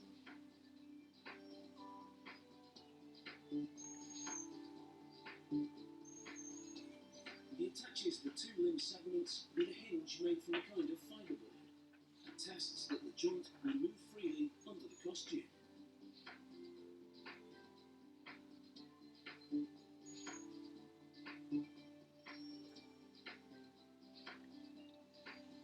When the marionette body has all its moving parts, it's time for a stretch. So, they suit him up and thread the strings from the puppet to the correct spots on the controls. The control bars are shaped like an aeroplane, and in the industry, they're actually known as an airplane control. They use fishing line because of its strength. They thread 9 strings or more depending on the complexity of the marionette. Some of these strings are for support, some for movement, and others for effects, like nose growing or ear wiggling. With the string strong and well knotted, the marionette body comes to life. And now the defining moment. They attach the head to the body. This new character is almost ready to meet his audience, to everyone's apparent delight, including his own by the look of it. All that's left is to run the strings for controlling his head and facial expressions. And some accessorizing.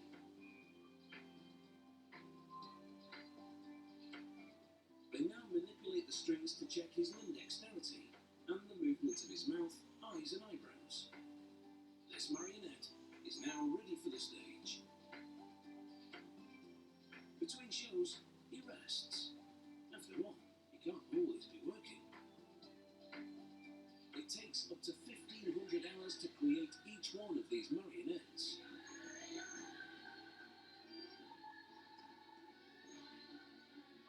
After all that work, it's now curtains up. Who decided to wear socks and sandals for this show? Come on, make an effort. The puppets have. Bravo!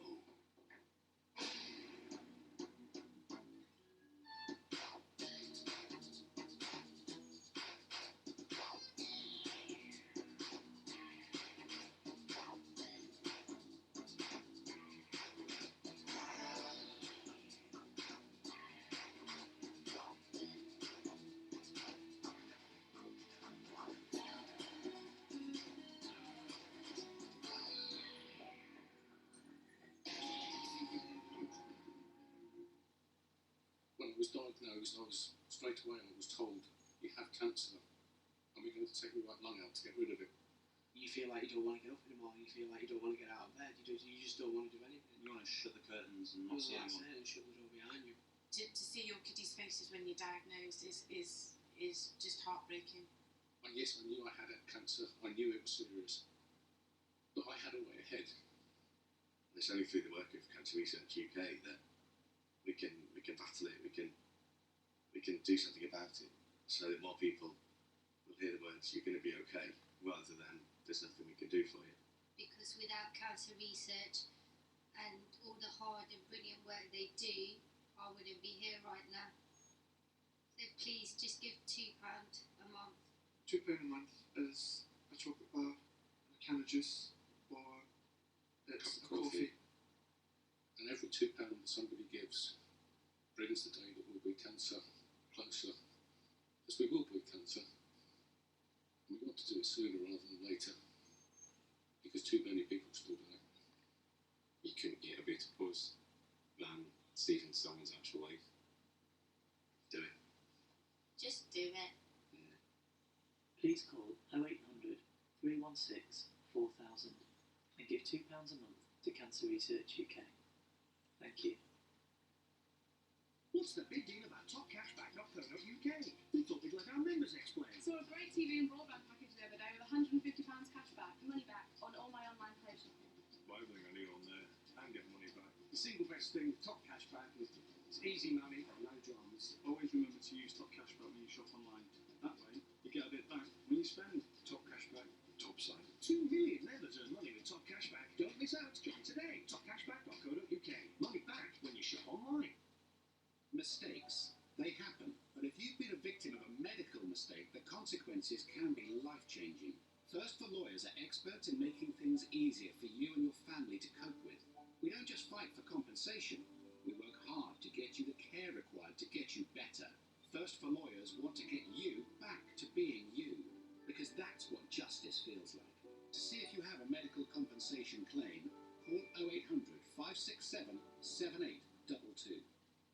Are you making the most of your tablet? I'd really like to know how to get the latest books onto it. My biggest question is how secure are my documents? What we're looking to do now is some photo editing. I'd like to know how to work on PC documents. I'd love to be able to use the tablet to video call my sister. We want to set up email. If you want to know which tablet is right for you and how to get the best from it, call Which on 0800 223 0506 for our free Make the Most of Your Tablet guide. We'll help you find your perfect tablet, show you how to set up email and video calling, how to download movies and watch catch-up TV. There's tips on photo editing, security, and of course our jargon buster. It's like having a Which expert in your pocket. Now I've got all the books I wanted, thanks to the step-by-step instructions in this guide. Now we're able to send photos of William to all the family. I got a lot of security tips from this. It's made me feel a lot more confident. We've set up email. You'll be very happy. Make the most of your tablet. Call now for your free Which guide. And it's free, that's great. It just makes it even better, doesn't it?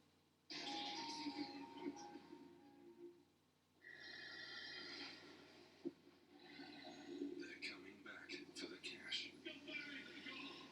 They're coming back for the kicks. I'm gonna sit in an office and push papers, or am I gonna be out here and find and roll? They're coming back for more.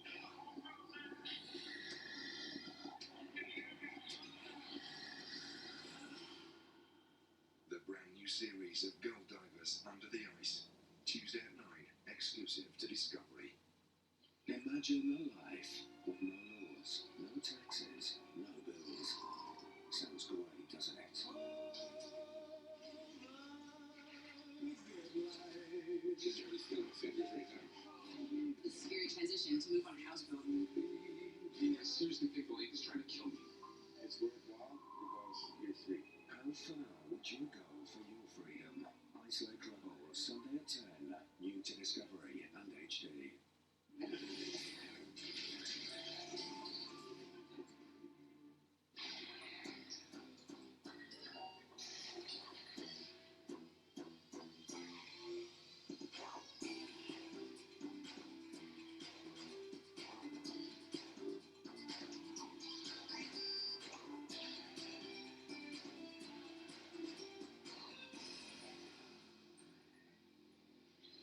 Today on How It's Made. Fish decoys. We'll get you waiting with bated breath for this one. Film digitisation. An interesting report from behind the scenes. Cylinder stoves. You'll definitely warm to this report. And concrete light poles. That's lampposts to you and me. But first, in countries where the climate is freezing, luring fish to a hole in an iced-over lake requires a sneaky approach. This handcrafted piece of art is the sprat to catch a mackerel. Often brightly coloured with bold patterns, the decoy attracts the attention of fish, almost certainly leading to a fatal attraction. Native North Americans were the first to use decoys to catch fish in the winter. European settlers followed their example, and centuries later, decoy makers carry on the tradition. At this workshop, the decoy starts with a plank of white cedar wood. It's a wood with dense fibres, so it won't expand when wet. The craftsman draws a basic fish shape on the wood. This one will resemble a herring. He carves out the shape with a bandsaw, producing the blank, which can now be transformed into the fish decoy.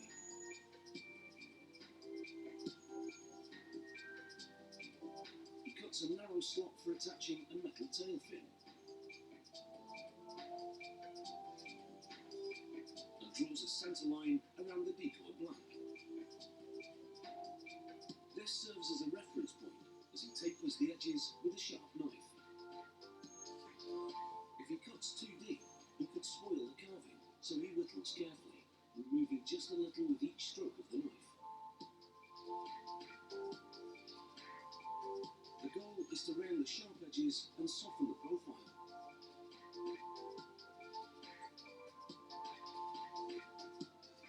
He sands the entire surface of the decoy until it's perfectly smooth. Sanding also opens up the pores of the wood, allowing the paint to adhere properly.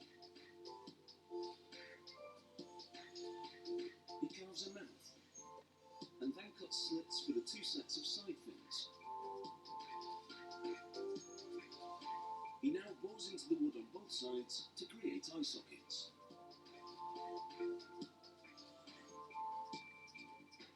He takes an equal amount of two epoxy clay components and kneads the two together.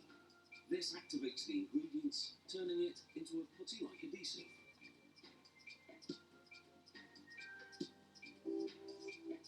He presses some of the adhesive into each of the eye sockets. And the glass eyes fit into the epoxy-filled sockets.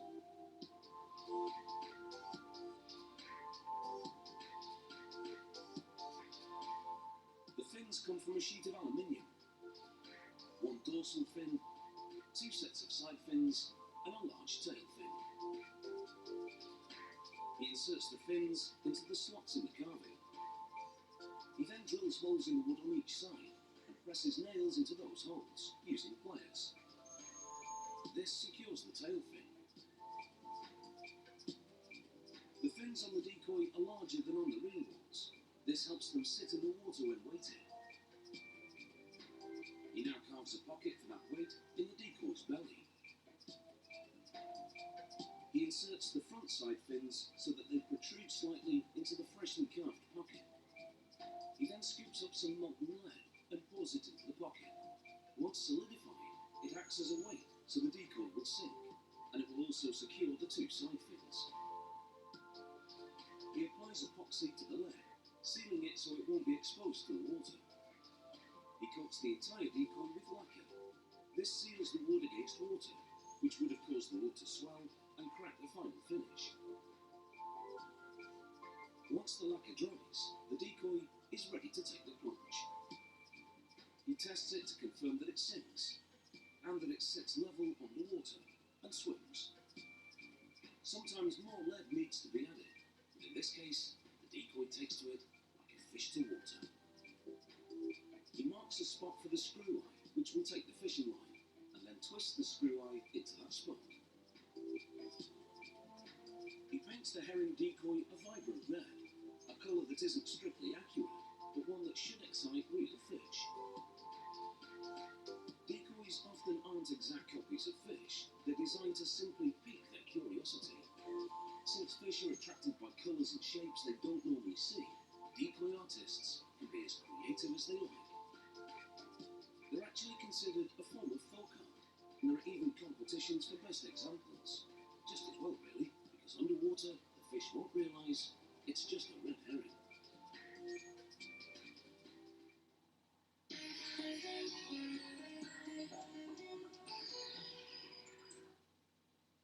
unless you're actually in a cinema, you're probably looking at a digital version of a film.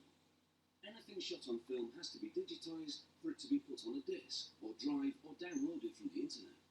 As a process, digitisation also preserves the feature, as film physically deteriorates over time.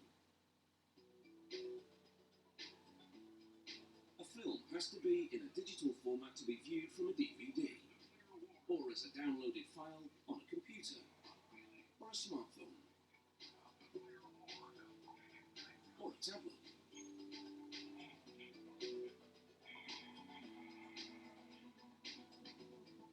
This organisation has produced 13,000 films since it was founded in 1939. And now it's in the process of digitising that collection, as well as the 80 to 100 new films it produces each year. Once all the finished films are digitised, the next step will be to digitise stock shots and archival footage.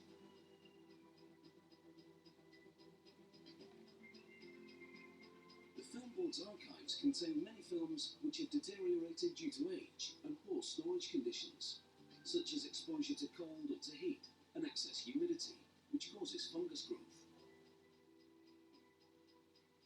Film's other enemy, a damaging chemical reaction which occurs over time between the acid in the film plastic and the coloured dyes that make up the image. The first step is to repair any breaks in the film, so technicians can view and evaluate its condition. They do this using a simple device called a splicer. They lay each broken end into the splicer's track and cut off the severed frame.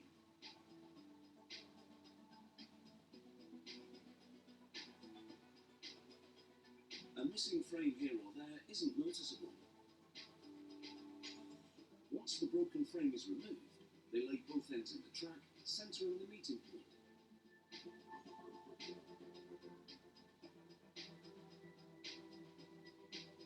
They then take the splice on both sides.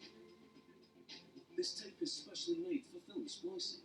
Its chemical makeup won't damage the film over time, as would ordinary adhesive tape. The splicer punches sprocket holes in the tape, so that the portion like the rest of the film will thread onto the sprockets of the projector reel. Technicians evaluate all the existing versions of the film, right from the original to the screening prints produced for cinemas. They assess the general condition, note where the splices are and which frames are damaged. They then decide which version is in the best shape overall. And that's the version they digitise. Later they'll remove the damaged portions in the edit suite and replace them with identical but undamaged frames digitised from another copy. After threading the film through the scanner, they close the gate to hold the film flat to the scanning camera. Then they input the picture quality specifications, and the process begins. The scanner gently loops the film around its spools and begins rolling it past the camera.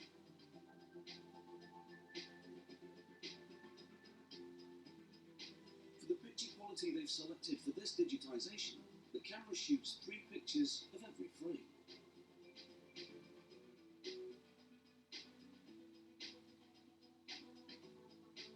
The scanner's control station displays what's being scanned in real time, along with all the technical parameters.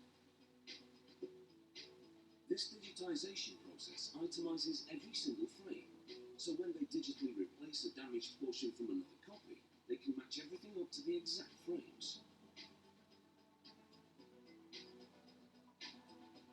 The final step is colour correction. Because the digitised film is often pieced together from more than one film original, there are usually colour variations.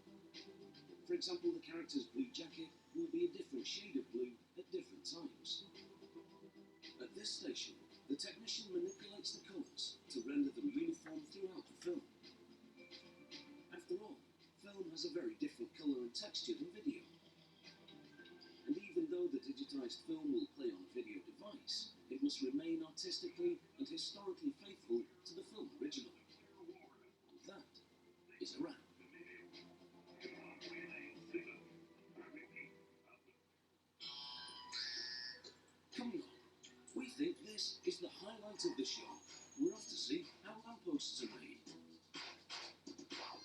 also going to furnish you with some interesting details. We go to a factory that turns out cylinder stoves. See you after the break.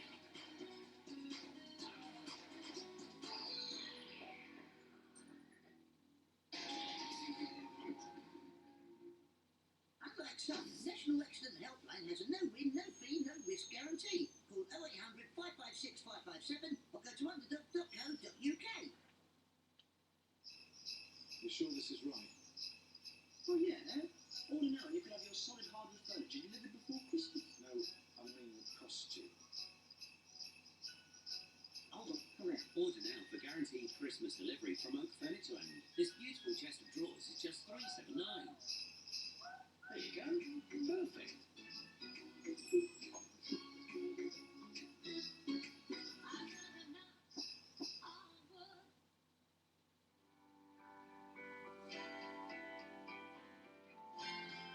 With Swinton, you get £50 for switching your car insurance. Talk to Swinton Insurance now. We'll search a panel of specially selected insurers and give you £50 as a welcome when you switch. Call 0800 116 4050 and see if we could save you money on your car insurance. Talk to Swinton on 0800 116 4050 in a high street branch or visit our website. Nothing captures how you felt like a photo, and sharing those photos is easy with personalised photo calendars from Vistaprint. Pick a design you love, upload your favourite photos, and make it your own by adding captions and special dates. Plus, save 50% on your photo calendar starting from only $1.99 when you visit vistaprint.co.uk/Xmas.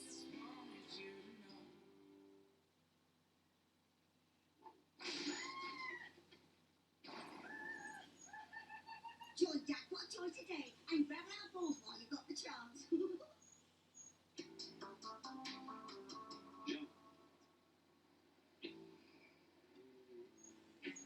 Nice shoes.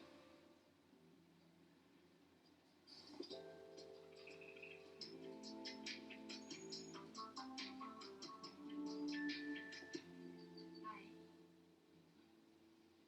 Thank you so much. Would you like me in? No, thank you. How far would you go for an espresso? An espresso? What else? Western Wolf, Ethics Properties, may I come in? You must be Lucy. Your computer, TV, and blanket and stores, right? Right. And you've sent photos of these items to the direct line. Yeah. And if all is good, the placements will be ready to send within 8 hours. Now, Lucy, there are people out there who can make sure this never happens to you again. What will they do? Fill a burglar alarm.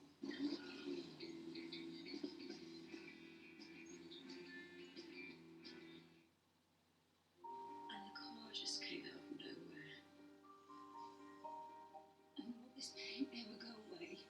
And how can I afford the mortgage if I can't go back to work? And I met my lawyer today. He's at Slater and Gordon. And he got me to see the consultant tomorrow. And I've had an offer that he thinks I'm entitled to more. And I think I might cook this chicken teriyaki on Saturday. Call Slater and Gordon on 0800 557727 to speak to our specialist personal injury lawyers. There's never been a better time to check out BT Infinity. It's free for 6 months, then £15 a month. And if you order online before the 17th of November, you get a £125 Sainsbury's gift card. Infinity is super fast thanks to powerful fibre optic. It's so good that 9 out of 10 of our customers will recommend it to friends and family. Get our new package free for 6 months. Yes, free, then £15 a month. Call 0800 002 002 or visit bt.com/free for your online exclusive gift card.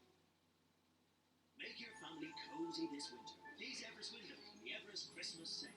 Right now, they come with 2 years interest-free credit and are up to 50% off. And that's not all that's great about them either. Everest UPVC windows come with a lifetime guarantee. And when you call today, you get up to 50% off and can transform your home this winter.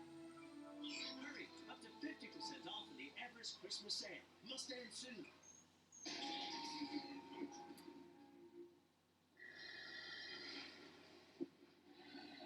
They're coming back for the cash. They're coming back for the kicks.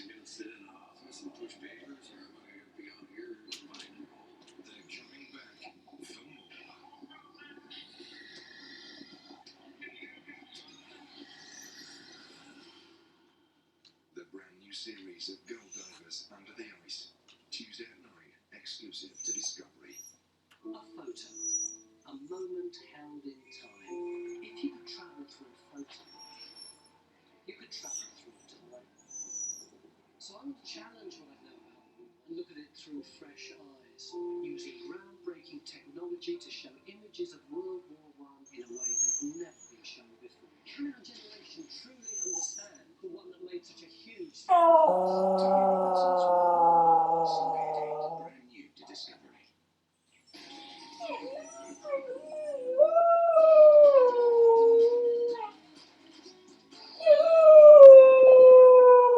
A cylinder stove is designed for campers who like their home comforts. Just push the tent and set up the cylinder inside, which should keep things warm and toasty for most of the night. It also has a cooking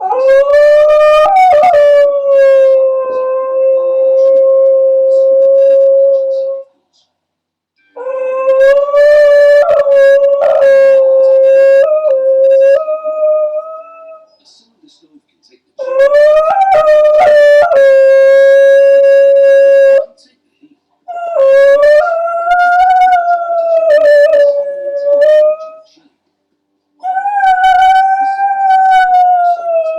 Sheet of steel.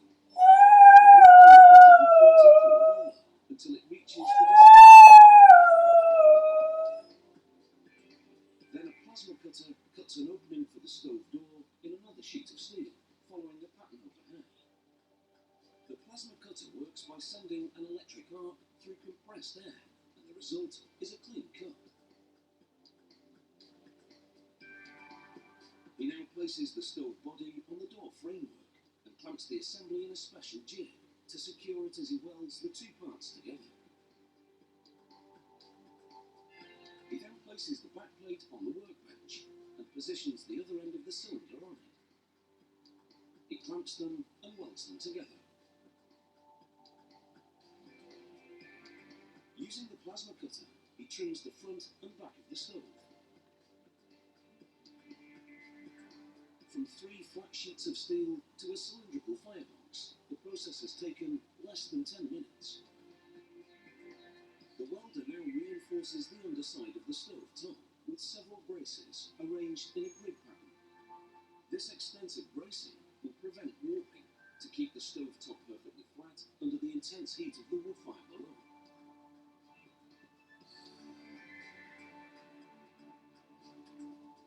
This is the stove top before and after bracing.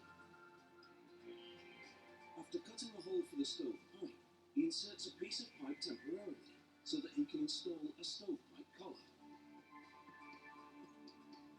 Once the collar is solidly attached to the cooktop, he removes the stovepipe. He then bends the rim of the collar in 4 places, creating tabs to keep the stovepipe from sliding into the firebox. He's now ready to join the cylindrical firebox to the stove top. He locks them in position and welds the entire assembly. This final weld seam seals the stove for an airtight and long-lasting burn.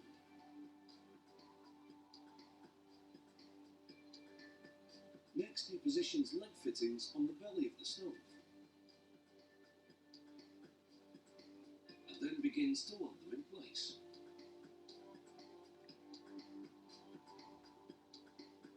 Then it's back to the plasma cutter. It cuts damper holes in the stove door. Damper holes are used to regulate the flow of air to the fire. They also install a baffle plate on the back of the stove door to keep sparks from flying out into the tent. The stove door is then attached with a hinge. He tests it to confirm that it opens and closes easily. A colleague now rolls pipe for the chimney. Galvanized steel is used because it doesn't rust. He interlocks the seam and flattens it. He crimps the ends to connect the pipe to the other pieces of pipe. There are 5 pieces of stovepipe in all, and they can be stacked together for easy transport. With the latch now attached to the stove door, he sprays black stove paint onto the cylindrical firebox. This prevents rusting. Finally, he rivets a brass manufacturer's tag onto the stove front. Now it's time to pack it up. From the grate to the water tank to the stovepipe, everything can be stowed inside the firebox, making it completely portable. Assembling the tent should take about 5 minutes. The biggest cylinder stoves are designed to hold a fire for an entire night. And with the proper setup, everyone should sleep safe and sound. A piece of heat-resistant rubber protects the tent around the stovepipe. A quick cup of tea and it's time to bed down for the night. Sleep tight, happy campers, and don't let the bedbugs bite, or the bears for that matter.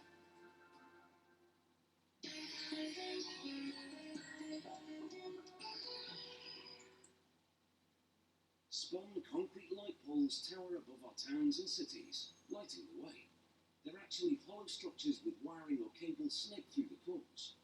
The concrete walls are reinforced by steel, yet these poles or lampposts are flexible enough to bend with the wind and snap back.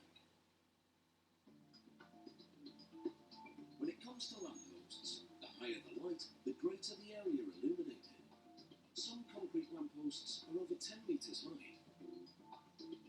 Workers start with the tenon, the part of the pole framework that anchors the light fixture. They place 2 in a mold because they're making 2 posts at once. The worker strings 4 thick steel strands from one end of the long mold to the other, threading them through the tenons and through spiral wire. This establishes the basic framework. A colleague installs zinc boxes for electrical connections. He caps it with a block of rigid foam to protect it when the concrete is poured. The next worker attaches a stress gun to channels. The gun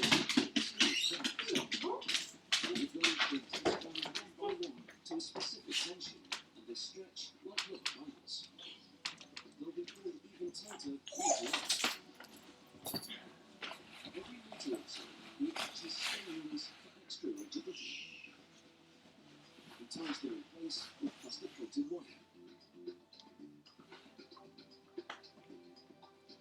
The spiral wire is then stretched around the steel strands and tenons to form the skeleton of the post. The spiral wire will also stop the post from twisting too much in high winds.